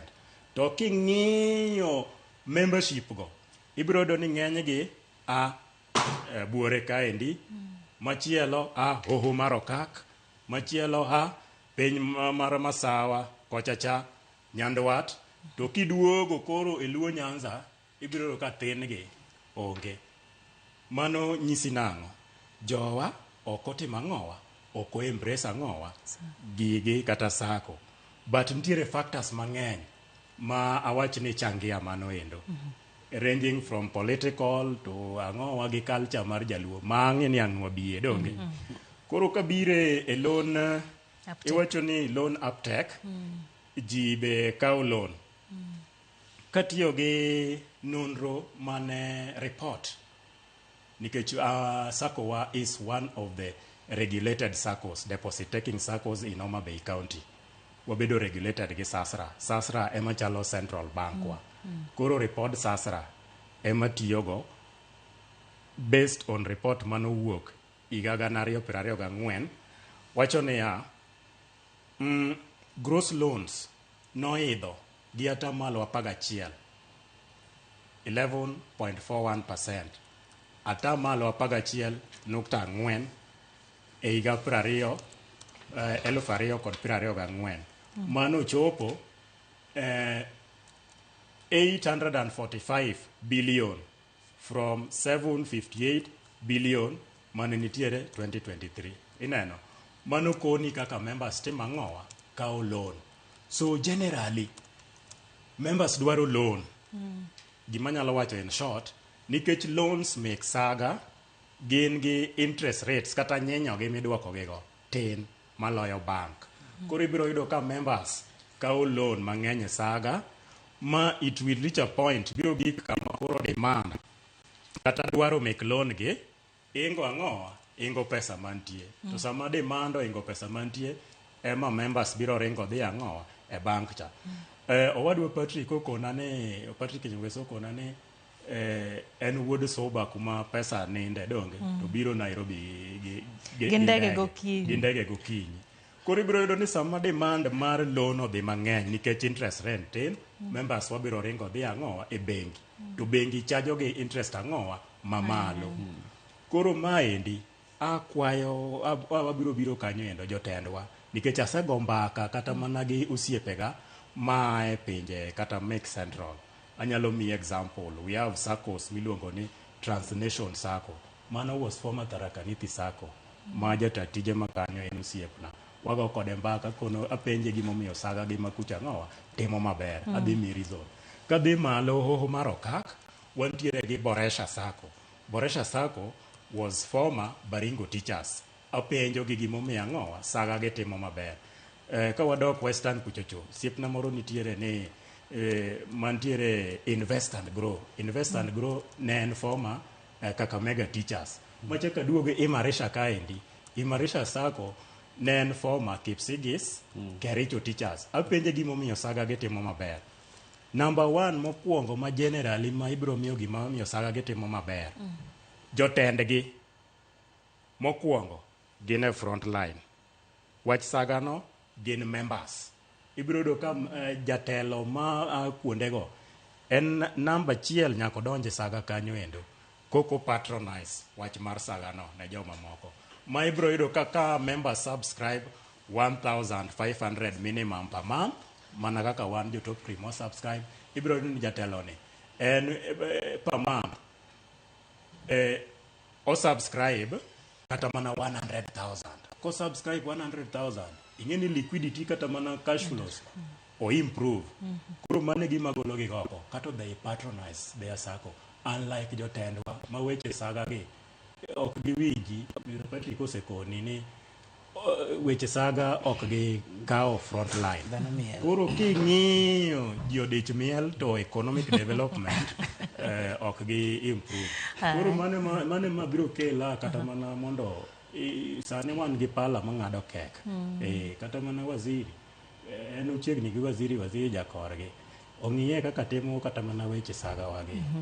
Koro in short gima dwa wache wach loan uptake members make sacco dwaro loans make sacco to it reach a point ma demand make loans gi dhi mang'eny maing kata mana saccos gine kato gibro ringo gidhi ang'o gidhi e bengi to chajo gi interest mamalo. Wadhi achiel kachiel nyai koro gwenge wadwa dhi e kaunti ma Homa Bay mondo warangie ni to be jowane e sacco to be gikawo omenda weche mwawacho kage be gitimore e kor gwenge to ere pacho ganda e wi saccos gi. Wanyadhi achiel kachiel nyai kaunti ma Homa Bay wawinje kaka negiwuoyo. Lydia en mor mar okinyi ma kawuono mar bedo twag gi moko kuom riwruoge mag saga ma osebedo ka omako gwenge mopogore kaunti ma Homa Bay kaendi kendo kama wantie ndi wan ofis mar Fortitude Sacco ma en achiel kuom riwruoge mag saga e kaunti ma Homa Bay kaendi ma bende ni kod jokanyo mathoth kendo en mor mar bedo kod moko kuom jotende riwruoge saga mar Fortitude Sacco ni endi mondo inyiswa ni to gin kendo mage magisebedo ka gitimo riwruok saga magisebedo ka gidhigo nyime endi nochakore karang'o to thuolo mane mar wach mane maduong' momiyo ne gibiro gi paro ma chako riwruok mar saga ni gin okenge mage ma jokanyo mag riwruok saga ni osegoyo nyaka ne chake ang'o maduong' momiyo ne ochako riwruok mar saga miluongo ni Fortitude Sacco machiegni. Erokamano gi nyinga an Samuel Ogutu Omwanda an director mar Sacco, one of the directors, wan ji ochiko ma directors mag Sacco. Fortitude Sacco nochaki e higa mar 1996 nochake kaka Suba Teachers Sacco. Initially members mage ne gin mana jopuonj. Ne wachake kane omiwa district manyien mar Suba, koro ne wapoge kowuokie the former Search Giant Sonyako kato members magwa ne odhi ochako Fortitude, ne odhi ochako Suba Teachers Sacco masani luongo ni Fortitude Sacco. Ne wachake moro bende wa mobilize savings mag members, nwatim services kaka miyo gi loans, nwatim services moko kaka kano negi pesa mane ginyalo bedo ne gin godo mane gionge tich immediately, kendo nwanyalo miyo gi channel mane ginyalo yudo go msache gi no provide negi pay points. Wan gi an upward of over 3,000 members ma kane wa open our bond mondo minewa allow even non-teachers to join, our members no increase tremendously. Manyaka sani ma wantiere go ni wan gi members from all over the world. Wan gi members in America, wan gi members in Europe, even some of our members who are locally based here to yudo tije oko. To jogo maonge gi active accounts, man gi accounts elsewhere, wamiyo gi gimoluongo ni BOSA loan. These are the back office savings activities. Koro magi otingo loans machalo ka development, otingo loans machalo ka emergency, otingo loans machalo ka school fees, wan gi loans machalo ka we call them Veshesha loan, mwamiyo jogo mapod kobedo gi enough shares manyalo miyo giyudo loans, so wamiyo gi shares mamiyo gibedo able. The word Veshesha means wamiyo gi ability maginyalo access go our products. Then we also have karibu loans mwamiyo members wakore kadonjo. Waseno ka ntiere riwruoge mag saga mathoth ma peyo joge gi moko chulo loan magikawo. Kang'endi kaka Fortitude Sacco gin okenge mage muketo mana ne piny luo ka waseno ka ntie jomoluoro donje riwruoge ma kamagi. One loans mwachiwo are all secured. Wakawo negi insurance so that if anyone is not able to pay in good time, seche moko the insurance company comes in. But man timre ne jogo ma dipo no wito ngimagi kapo ne gi service loan. To jogo mokawo loans to gin tiere to nikech one reason or the other they are not able to repay. Gimwatimo ni sometimes we restructure ne gi loans gi so that kano nego chule kata gi dweche 10 to wanyalo chulo ni koro chule dweche 20 so that onyalo yudo ease of repaying. To bende wan gi our staff ma remind gi ga periodically of when they are supposed to service their loans. But only magite do to fail, to one gi some other people that we have hired, which wanyalo oro yiri what they call they par ngane ni loan no go bisama kama. Kapononi mano kotimore, to the other way mwati yogo eni gige tema engo ka ema o identify nwani an ayie mondo me okaw kata shares na mani kanyo uchul go loan no. Lakini nikech seche ma ng'ato kawo loan okondik ga gik ma onego dhi kaw dala. Therefore, chiko koyienwa dhi waro wiod ng'ato nikech it is not part of what this person provided us a security for the loan. The security ma the loan en mana guarantors mage to en mana shares mage ma nitie ka. Pek mane mineno ka samoro miyo oganda luo nyalo rem, nyalo bedo gi ok gidwa ni mondo gidonje riwruoge mag saga. Achiel nikech bad history. Ung'eyo ni in Luo Nyanza many sacco societies mano chaki kendo mane bedo run ne nigi bad history. Ne nitiere mismanagement mane timore chon. There was no lack of control from even the government. Koro neo gigi ne miyo members savings to gi resources ne ok timo ber. Koro ji mang'eny ne oluoro mondo miyo bede sacco. But problems ma kamano have been solved. Sani wan gi gima luongo ni SASRA that regulates all the SACCOs. So all the members' deposits are safe kendo waonge gi problem mora mora. Mar ariyo, government osechiwo trainings kaka wan jok ma run the SACCO. Government train waga periodically. Wan gi gik moluongo ni GUSCO, wan gi other organizations matimonwa training so that we can become better managers as opposed to ndalo machon mane gigi onge. Osemedo konyowa maber nikech Yaribi County Government chakre sani wan gi jotich mang'eny mag County Government ma Homa Bay ma bende gin members wa. Giyudo kaka gikawo loans ma bechgi ni piny kuomwa ka gidongore godo. Koro ok wane pek moro amora, wanyalo mana jiwo ogandawa ni mondo odonje e riwruoge mag saga nikech ikeno to bende ikawo loan to gik mikano go bende chako mi dividend. Koro kaka 142 sako higa ma orumo ma 2025 wamiyo members was dividend maber kabisa at 12%. Jogo ma wan godo ma members wa nigi yot kabisa e owelni maggi, nigi yot kabisa e chulo school fee, gin gi yot kabisa kata mane jogo madwaro mondo bed gi mier gero mieregi nikech gibiro gi kawo pesa, ng'ato nyalo loso godo dala, ne obiro kawo pesa, onyalo tero nyithinde school, ng'ato kawo pesa ochako godo wande. Koro anno kawo loko miere, ok ane richo moro amora kantiere. Kacha wan gi departments ariyo mwachiwe loan. Wan gi FOSA, front office savings activities, gi back office savings activities. Koro loans mwachiwe back office gin wachiwo gi through slips. Jogo man gi msara ma ichulo gi wanya ng'ado gi slip. Nitiere jogo bende ma pesa gi dong net pays. Wanyalo miyo gi loans moko mathindo mag advances e FOSA. Koro gik ma samoro sejukowa matin challenges manyalo wacho en ni ng'ato bedo gi challenges kuonde mag tich, ochunge tich, samoro msache oduogo piny, koro yudo ka chudo bedo ni mapek to wawuoyo kodgi, gitemo gi chudo. Koro challenge maduong' manyalo wacho ni mako riwruoge mag saga gin mana gimiluongo ni default gi kizungu ni samoro nyalo mako jomoko mwamiyo loans. Wan wabo dwaro ni mondo ikel gima matin miyudo kikano, to gima matin miyudo kikano no wagoni ga 4 wamiyi godo loan nyalo miyi dongri.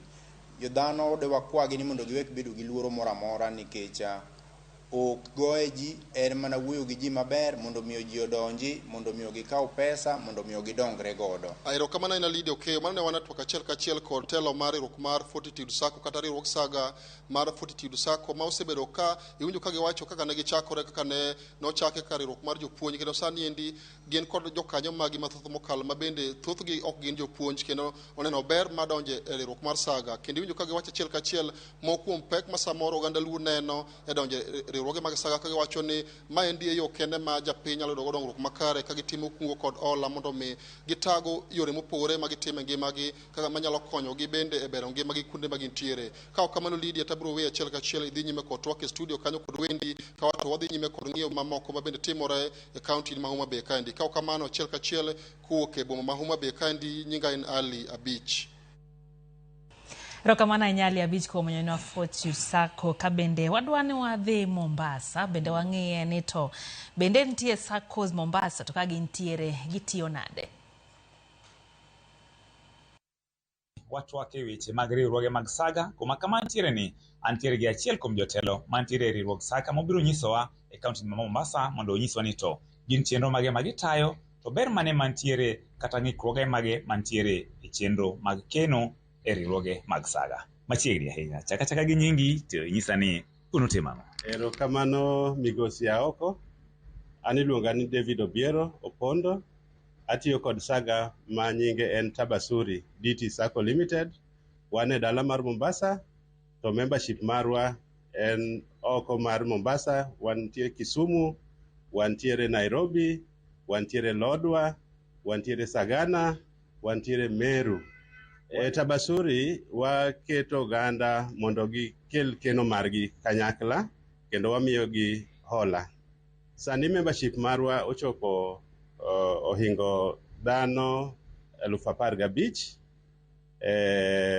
Kanyalo wacho ni wachakre higa mar 1983 ne iluongo ni Kemfree Sacco, to bang'e 2019 ne wadhi waloko nyingwa Tabasuri kendo wayawo dhoot ni oganda mag Kenya duto mondo gidonje saga mar Tabasuri.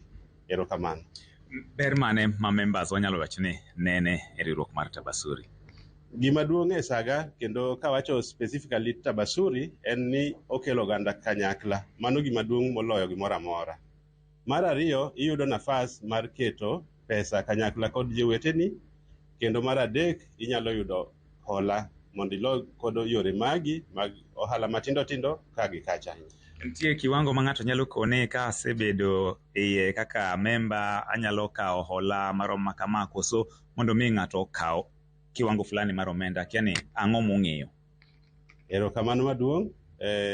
Kiwango monego bed ni golo e dwe ka dwe waketo minimum 500 shillings. Wang'iyo jo Kenya mang'eny samoro gionge kod lokruok maber e yore mag uchumi, koro wang'iyo ni kiketo kata 500 e dwe ka dwe, bang' dweche 6 inyalo yudo mkopo kata hola nyadidek malure kod keno mane iseketo e saga mar Tabasuri. Maber. Lokruok mar uchumi kata lokruok mar ber mar dak e bwo Kenya ok bibedo ka ok wadonjo e saga. Jo Kenya duto kamoro amora ma intie onego bed ni donjo e sako mondo ibed kod teko. Wawacho samoro ni pesa ma in go ofuki onego bed ni tiyoni, to in ema onego itim ang'owa, itin pesa. Nitiere gimiluongo ni payroll deduction ma samoro wuon kambi ng'ado pesa to koter e saga. Mano en challenge maduong', to kochopo sama walose ni aparo ni mano en gima koro wabiro keto chien marwa nikech wan kod regulation, to regulation bende koro jiwo ni ka in kod company to jogi osetiyo kendo gidwaro mondo pesa gi ochop e saga, nyaka itim mana kamano.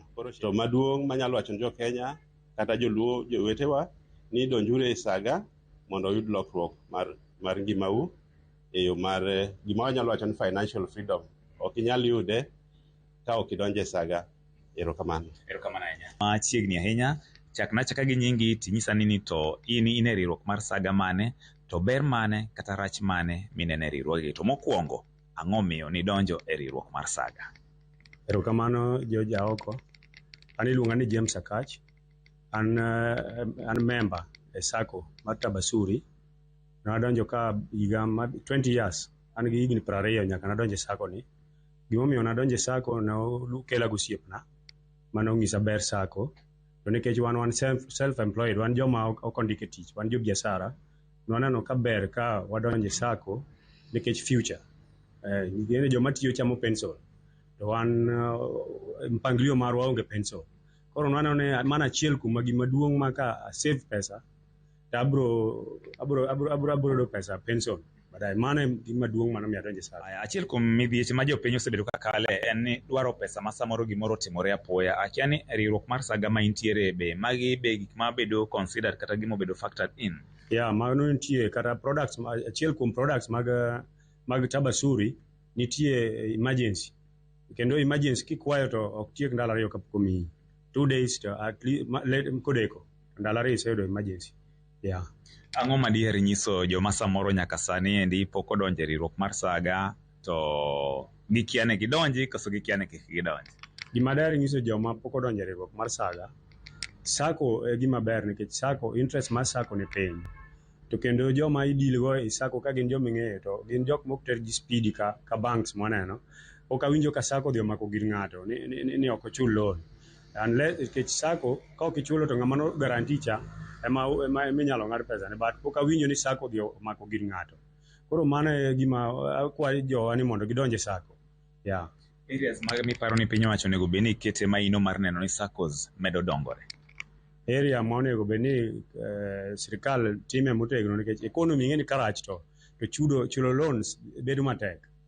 Koro onego giloso chumi mondo chulo loans obed mayot. Seche moko iyudo kiolo loan to chumi bodhi oridore kucho mogo medore. Koro ing'eni ka mogo beche tek to koro koni be loan tami chulo. Ng'at manyalo paro ni ka donje sako tidhi dwar ni achulo pesa mang'eny dwe ka dwe, paro ni matin kaka un matin ochakore adi ng'ato nyalo chulo dwe ka dwe.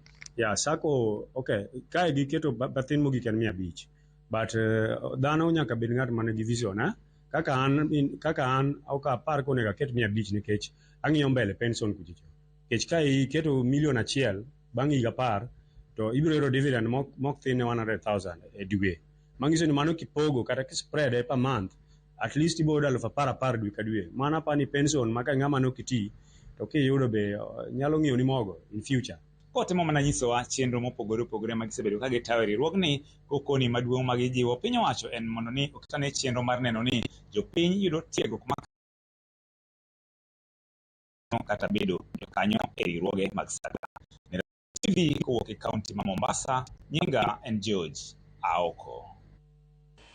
Erokamana nya George Aoko, man luongo ni Tabasuri Sako Nyakora Mgajwang'. Iwacho ga pile ni jomasawa loyo joluo gi weche mag ohala kod sako. Wadhi wane gi wang'o gwenge manyiri ni chal nade. Naam, asante Lydia kutoka upande wako wa studio, na hii leo katika kaunti ya Nyeri nitakuwa nazungumza na sako moja ambayo iliyoko mjini Nyeri, eneo la kati likiwa ni mojawapo ya maeneo mengi nchini ambayo yamekumbatia masuala ya kuwekeza na kuchukua mikopo kujikuza. Nazungumza na afisa wa kukuza biashara katika sako ambayo inajulikana kama New Forties ambayo iliyo hapa katika kaunti ya Nyeri. Na bwana Philip, nataka tuanze na wewe kutueleza New Forties ni kina nani? New Forties ni sako yenye ilianza mwaka wa 1976 na ilianzishwa na 857 members. These are drawn from the teachers from primary, from secondary and tertiary level. They came together and formed the New Forties Sacco. They started with a very major contribution of 20 shillings per month, and they grew. So formerly they started as Nyeri Teacher Sacco, but in 2015 the Sacco was rebranded, and the reason for rebranding was to welcome the members who came from other sectors of the economy.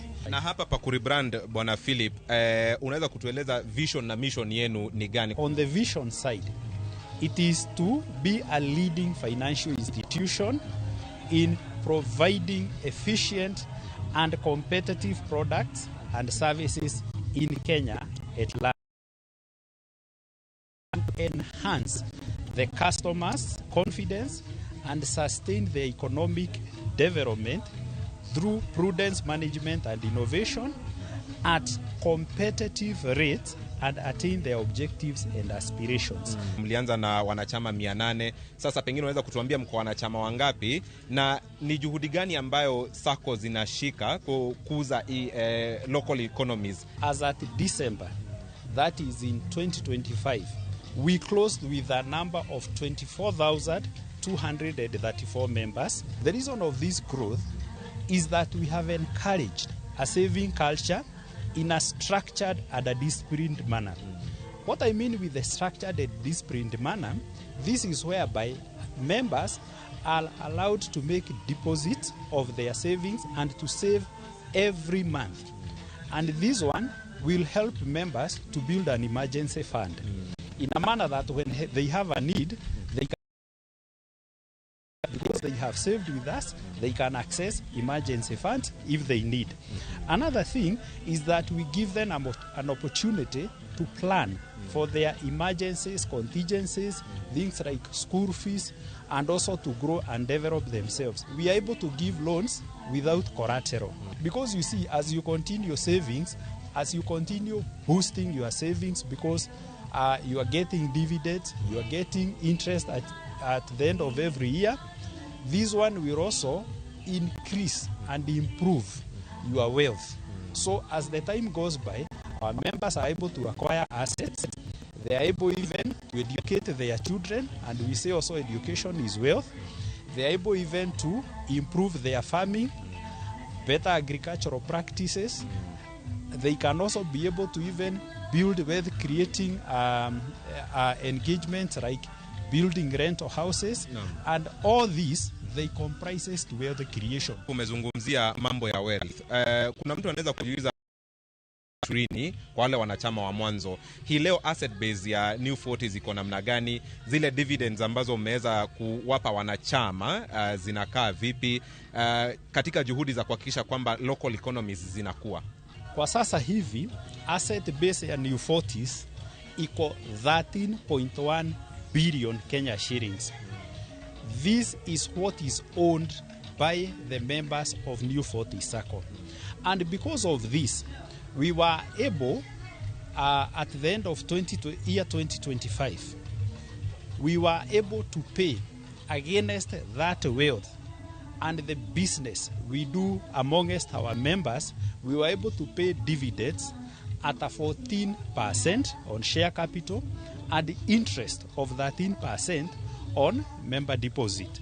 And this was distributed and shared amongst our members. So you'll find whatever was shared, which is in excess of 1 billion, has gone into the economy of Nyeri. Hence, you are finding the progress in our villages, you are finding progress in our towns. Safari yote nzuri haikosi changamoto. Pengine unaweza kutatajia kati ya changamoto ambazo mmekumbana nazo kwenye safari hii ya kuikuza sako ya New 40s mpaka the institution it is today? Maybe you get a loan which have been defaulted here and there. The other issue is that you find the member is maybe highly indebted and overruns in the payslip. So we also advise these members, instead of overdependence, they can look at opportunities of growth. With the money that we give them, they invest in income-generating activities and assets. Lastly, what would you say is the role of SACCOs in developing and improving livelihoods across the country, not just Nyeri? The SACCO has been able to pull the person who is downtrodden and have uplifted them to respectable position in the society. So what the SACCO has been able to do is able to touch even that person down there with a major income and assist them to have a disciplined saving culture, and that disciplined saving culture will give them a deposit base, and this member deposit base and that saving culture, they will be able to grow the wealth, and also they get inclusion in they get financial inclusion within the society. So the SACCOs have been able to save them from this high interest borrowing. They are saved from predatory lenders, and this will make them save a coin so that they can afford school fees, they can afford to partake their projects, and also they can build wealth and get interest and dividends in future, which can help them to cushion them in their lives. Na asante sana Bwana Philip na Lydia. Tumekuwa tukizungumza na Bwana Philip ambaye ni afisa wa kukuza biashara kwenye sako ya New 40s ambayo ni moja wapo ya sako nyingi hapa katika kaunti ya Nyeri, kwenye mada yetu ya leo ya juhudi ama nafasi ambayo sako zinashika katika jamii. Nirejeshe upande wako wa studio. Shukran sana kama Mwangi Nyakoro Mgajuang mana kaka chal nitiere hegwenge Manyeri. Patrick, uneno giwangu kaka penyringo. Wachako gio mabe. Kato wadhe Mombasa, wadugo Nyeri mondo waneni to gilo wagango. Angoma getio ma oktimre kaluo. Sana sana jo Nyeri. Ero kamana Lydia, na winjo kaka Philip Uwoyo oa dala mar Nyeri, chaka neno Mombasa to kaachiel kod Fortitude marwa mene Mr. Gutu Uwoye.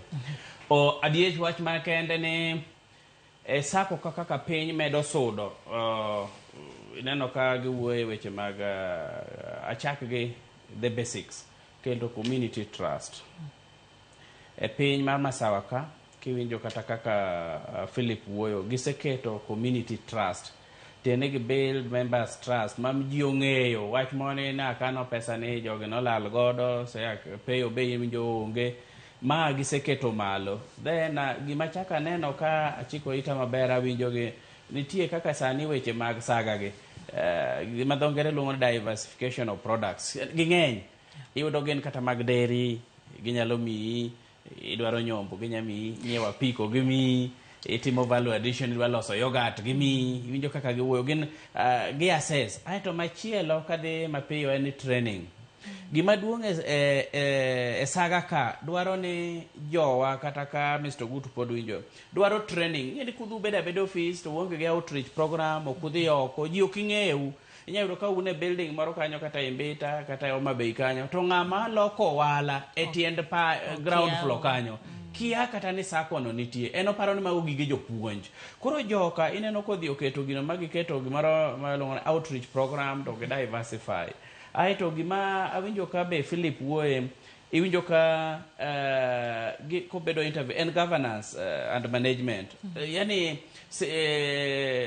tayo saga gi ni malo ng'eyo margi ma moro ni ng'ato lal gi gimoro onge iyudo ka board of directors ni malo kacha management gi pogo iwinjo ka ne gi interview CEO margi chairman ng'ato wuoye line mare koro iyudo ka ma aneno ka jowa nyaka tegi then keto gini mondo mi obede lwasi masana kana ng'olo mbui ineno ka Nyeri kacha neno ka ji bedo interview mine ni kanyo nyaka joma nie jomose dhi e court 6 korwa kocha dhano kotini miya tineno Nyeri ka ing'iyo kata members go magiwacho 24,000 plus go ji nyako tiyago ni e iye nyaka retirees ni e iye ni ji okawe ka gima mae koro gima nyalo loko gwengewa ma ing'eni pod onge mwalo kocha pod okete niya an aonge gi pesa an ok acham msara to iyudo ka gik moloko kaka sani gwengewa ng'eny ji keyo weche mag opon gi iyudo ko uso duma uso matin terie saga kata imany saga e register ok riti donjo ka jogo wacho nitie nyaka jomoko jomsara to tero korwa pod nitiere gimoro mane an ok ajam msara an ok acham msara ok anyal dhi keno e saga koro ma jogo lowa machielo mapiyo en strategic partnership kiwinjo Nyeri ka giomo joma moko bedo wholesalers gimanyo private jok manie jo private sector jo yuto moko mag sirikal gi gikelo kanyo mene winjo owadwa ne wuoyego kinyicha gikelo kanyo koro gi expand strategic partnership matieni joma kelo pesa kacha mabugo ng'eny dwe ka dwe cha bende ing'ukori ok ikan iwinjo in gi ng'ukruok ok iken to Lydia gimang no oli onge koro ibiro wacho ni gichamo cham nitie aeto ka neno culture mar Nyeri aparo ni members jokanyono osebedo gi ng'eyo malach giweyo ne jotije gi thuolo korwa koch ng'eni mi tich kawuono ni ne jatelo Gutu otelo kaka ne Fortitude kiny kang ing'iewo nanga sut mo maler ni ochamo you see kang ing'iewo mtoka ni moni wolololo dong'eno ma pesa manyuodhwa kano cha ikia kata ni Gutu no ololo to keto koro magi miyo ji buok maneno kopogore then mobile beche machalo mobile banking nyaka koro wang'i water mwalo wakujo mogik en keto product mar joma mine gi joma tindo Lydia kidhi mwalowa ibro yudo ka ang'no okonwa ne top cream ni nyiso top cream e membership base marucha youths ginadi koro mwalowa iyudo ka joma tindo gi e masawa kaka mani wacho mana gine kidhi Mwea koro kata Kirinyaga ka iyudo joma tindo nyaka nyiri manyo tieko college gi iyudo ka gimong'eyo nyuole ko ng'eyo ni saga ni makata ka odwa dhi e college iyudo ka nosekawo pesa otero kacha onyalo ng'iewo gigene koro culture keto attitude moro ma kena luonge dho ngere nang'o keto product yuayo joma tindo gi mine mondo kawo kang' mambele saga gi bro miyo dongo gwenge wa dongore nikech gine joma ng'eny ing'eni kaka ineno Fortitude kacha oningo bed ni sani jolupo metie nam Beta kiwuotho kuonde ka Homa Bay Muru Bay oningo gi spread gidhi kaka ineno Imarisha ne Kipsigis cooperative ama na koni to dhi choko pesa kocha ing'eni capital base mari kani malo tiyudo ka gikete mana gwenge kanyo kaka ineno Nyeri ka capital base mineno 13B 13.1 billion minano wacha pesa no maingine mana Nyeri ka koro yoma bei town kacha kade wan kata ka beach auchiel to giwe billion no ingeno ken pocket change en pesa maloko gweng koluorore kacha tiyudo ka yuto koro bedo mamalo to sensitization yani leaders wa gi jopiny te bendo wuoth kuom ji mondo puonj ji kata joma use chirni jo boda jopuonj retirees kaka sani winjo government dwa menyo pesa retired winjo seche moko aneno kulando kan retired odhi chamo pesa Homa Bay apisi matindo tindo gi ogore ire ni ne mianguka nayo pesa lal ka pesa ni kende 4,000 ikawe 1,000 weka 3,000 kidogo dala kiji kiyudo ko medro kaka na ni saga go nyadi dekja kodi ka mage miyo jowa mag saga mane mwalo podo ne piny aparo ni kaka ne utime yo maber miyo koro wang'eyo inano kaka Mombasa nochakore 83 to pod en gi members 15 to mar Manyeri ni nigi less than 15 years yudo en gi 24,000 ma temo nyisi ni ng'eyo obedo malach koro gima duong' ahinya en kelo ng'eyo obed malo mabe apa chake ni to kwa the election koro chake bedo matini ke ji di ka ji oka erokamano Sister Lydia komedore gi gik ma Brother Patrick osewacho ka wapimo gimomiyo joka timo maber malowa ok adwa nuoyo ahinya gik mosewacho but adwa wacho gimore trust in fact members kose trust gi pesa gi magiketo gi trust that trust ka giseketo kuomi to gibiro timo ang'owa gibiro join sako kendo gibiro biro in numbers anyalo wacho machielo wacho gimoro kacha aseromo e meetings mang'eny gi kata mana directors mek sakos masawagi ibiro yudo ni ng'ato noseweyo for example ka en japuonj mane nie service nose retire to pod en member mar ang'owa mar saga unlike korwa maka ng'ato oretire ok ong'e niya weche pesa ok retire en mana ni TSC ne en third party for example kata employer ne mane entiere ne en a third party kose retire the next thing odwaro deposits ge back en odwaro to deposits ge kata komiye within 2 weeks osechamo gi motieko gi te ok bilone shida ge but kidhi pinje mag masawa gin ok gitim ang'owa ok gikaw gige pension ne kobiro monthly pension ne mawuok from employer podo continue go bede saga koro ibiro yudo ni bang'e kaka thuolo medo dhi ibiro yudo ni ka membership gi cha gi retain kuma gigi ne onge kopogore ga ng'owa kopogore gi korwa nitiere factor moro machielo mabe owinjo waket into consideration kata bedo ni saga maka luo ok tim maber kopokoluwore gi mamoko but kanyalo wacho nitiere gima waluongo ni economic base mantiere Central Province kata mana kuonde mamoko gi nitiere cash crops ma boost gi kichako gi for example tea kata mana coffee gigi endi te ibiro yudo ka joge cash crops gi gitero kuchocho kopogore kodwa ma fishing ing'eni en irregular income madhi biro samoro en irregular kato saving versus borrowing culture ma sewacho cha then awache gimoro about political dynamics ma Nyanza be ose favor jo Nyanza ahinya in as much as saving culture tin but politics dynamics ibiro do ka wasebedo ga pile oko mar ang'owa oko mar sirkal koro ng'eni sama un oko mar sirkal gik mabecho siasa mbaya maisha mbaya donge gik mabecho ibiro yudo ka ng'owa bayo mamiyo watimo ang'owa walag behind mane momiyo wacho ni ka political factor jok motimo gine luonge ni pestel no contribute a lot ka un oko mar sirkal to gik mabeyo timo ang'owa bayo kanyo kato waluongo gimoro ni early exposure joka wa so much exposed to culture mar ang'owa mar savings kopogore ang'owa ge wan koro komedore gi gik mosewachi ma ok anya nuoyo governance and leadership but awacho ni currently with the time members mantiere Nyanza oseneno nyaka ne Cooperative Societies Act 2010 and Cooperative Society Act Cap 490 gi Sacco Society Act 2010B mane sasra timo regulation to ensure ni members funds are saved. Upper ni governance, when it comes to governance tinde o improve kupogore gi kaka den chon. Kato gimiluongo ni segregation of duty tije wantiere gi governance ang'ipani biro bire, like in our case ok members te nyalo biro mondo tiye saga. Ng'eni members te ok nyal biro tiye saga gimomiyo giluongo giyiero their board members.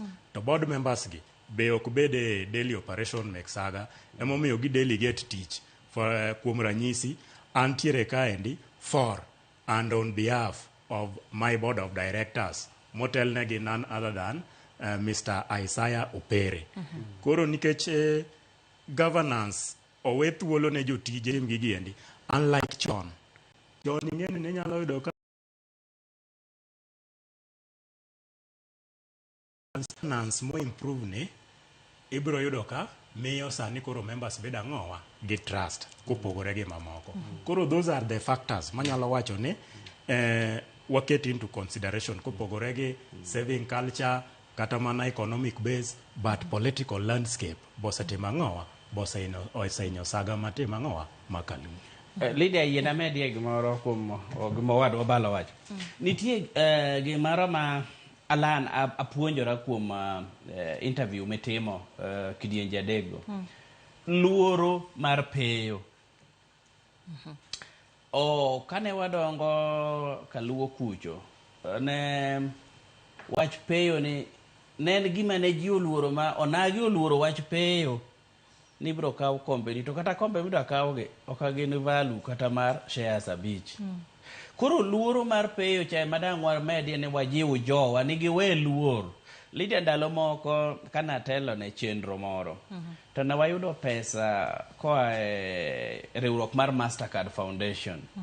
To pesa ni na atemo teko motere counties wa mamwalo makaluo. Mana higni matin mokalo chien go.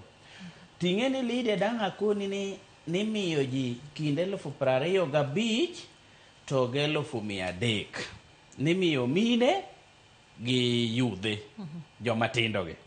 Noking'i kata ni unesoko mata ane mana loso nyaka forms mag verification forms ma ing'eyo godo ni mang'ani oningo mi ng'ani oningo mi.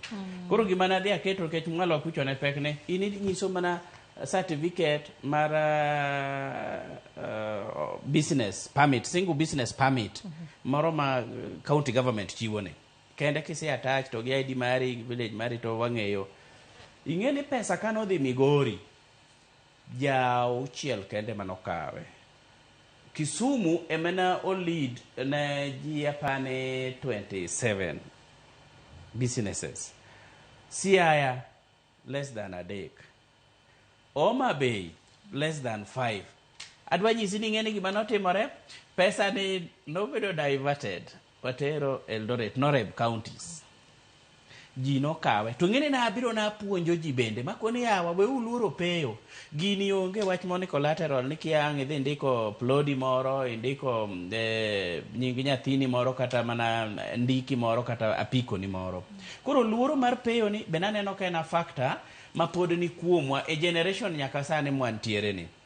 Akwayo jowa ni ka ine erew kata saga moro kaw pesa iket matin mene ni nyisi no imanyo siepe ni moko adek kaka en guarantors teni members go they kaw loan nikech iwinjo kata ko gutu wacho kocha mara machon iluongo ni Sute kocha iwinjo ko wacho ni gino ka gidhi gi war od ng'ato ma oken kaka benki mar loan ma ngibro wari. Koro luoro cha obedi mogik gimoro dhiera ne to ang'o miyo nagi mwalowa weche mag saga ne piny to Lydia kan tok twakne itimie nonro top teni CEOs madongo mag sako e Kenya ka gin joluo gin onagi ok adwa kwano gi kech wang'egi jo tatije madongo mag riwruok mag saga gi gin onagi kendo kichaka chage Harambee Sacco Kimusitu kiango jogo minjo madongo go ging'eny nyaka mwalimu gino nagi kata nyaka mar police cha koro yudo ka to nagi maloso polisi weche ma oboke matayo chikegi to nagi ematiego kendo manyo pesa manyo manyonge ma saga madongo dongo mini winjo wadwa na kwano ka gine ma onagi motele nang'o korwa to ka gitergi nang'o korwa jomonyuolo jomariekgi matayogi ang'o miyo korwa to culture ni okiterie koro magi manyaka wapenjre chalo bengi be mondo bank mari odhi maber ket CEO jatatije manonagi iwinjo tiketo jomodongo piny macheke kanyo mana magosei to iyudo ka korwa to yuto gi okdhiye koro ma culture ni shift of the culture to gi mindset gi dongere wachenja ne pachwa to wachaka kao ngimani yawa saga gi emadhi mbele to saga gi emakonyo sani kidhi Mwea tieko by saa 5 chieng' moro nan Mwea kanyo to e Mwea kanyo ng'ato nonyiswa ni neno mine motweyo gik moko ma giuso to giso pesa kama mbele kagi okonwa ni kar saa 5 auchiel ki mako gi dio gi kumoro achiel okikos milion 10 kata 15 ng'ano nyiswa en jowala moro nadhi e weche mag tich mag puonjo weche mag yuto gi to kineno mine go bineno gina mine ma komo giuso na ji mchele e bathio kanyo giuso ginene lumar dhok ne yudo ka gimoyo kisekalo kanyo kaka sani yudo gimoyo to kadang giuso godhiambo to kono ni ka giko dhiambo gikawo pesa ni gitere saga te ong'iewo mana chumbi galot moro matin odok dala koro culture wa be nyaka change kaka mwalowa chuo owe mine ogo wala to donji e saga nikech culture ni bende ochako oseko kendo ute be iyudo ka dicho wacho ni an ok adwa ni min ng'ani odhi e saga nikech obro puonjore timbe magalagala kia kang'o dhi e grube gi kang'o puonj wawe culture ni wawe jowa thuolo wawe yudhe wa thuolo wawe mine thuolo pesa magitin mage uso go gere yuto giteri e saga gi mondo saga gi odongre gi ka ulon nyadidek en interest ne ni piny tibro yudo ka gwenge wa olokore erokamano wawe mine thuolo nyakora mgajo ng'wacho ni gimikete lwet miyo yot mondo ogore dide kata ding'wen wakayo matin kendo chenro en siwinde mar ohala pod wantiere kod mathoth koro koda ka nywando ganda wa e chenro mag telo winjo ka Patrick wacho ni samoro ng'ato use tie sako be oganda wa ong'eyo be dang wadhi e counties makaluo wawinje kikidhi mabor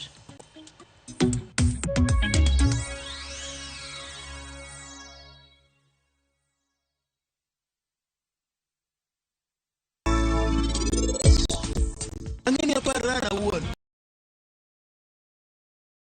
Jaoda mar ariyo, to kapar jaoda mokwongo. Nyasacha kwayi. Ana kwayi ni mondo ing'wonna. Refisha ushinde.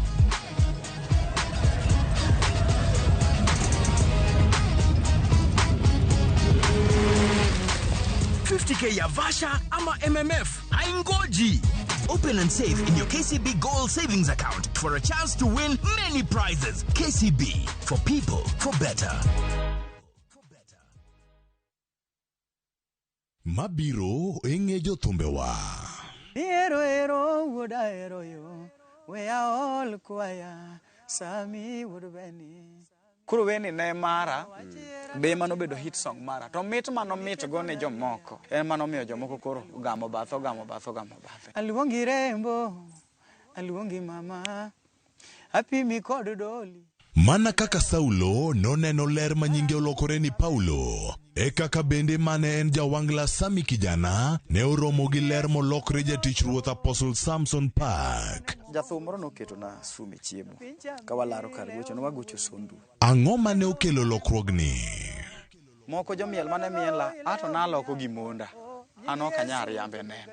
Bia modhi e kuomi in soko. Ticha bijni eng'e jothumbewa kochakore sari okinyi to wanwe ngeso saa 5 okinyi e Ramogi TV gi Solomon Atito Kafaya. Aserumo.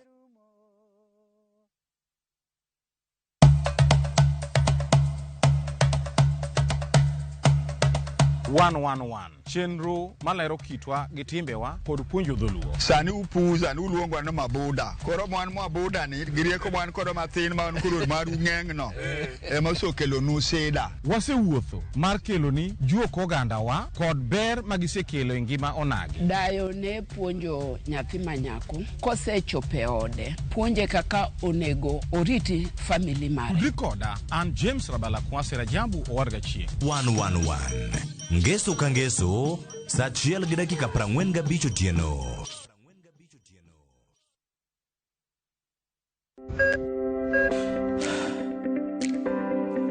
E chuny ogandawa, ngima mar del en mwandu maduong'ie moloyo.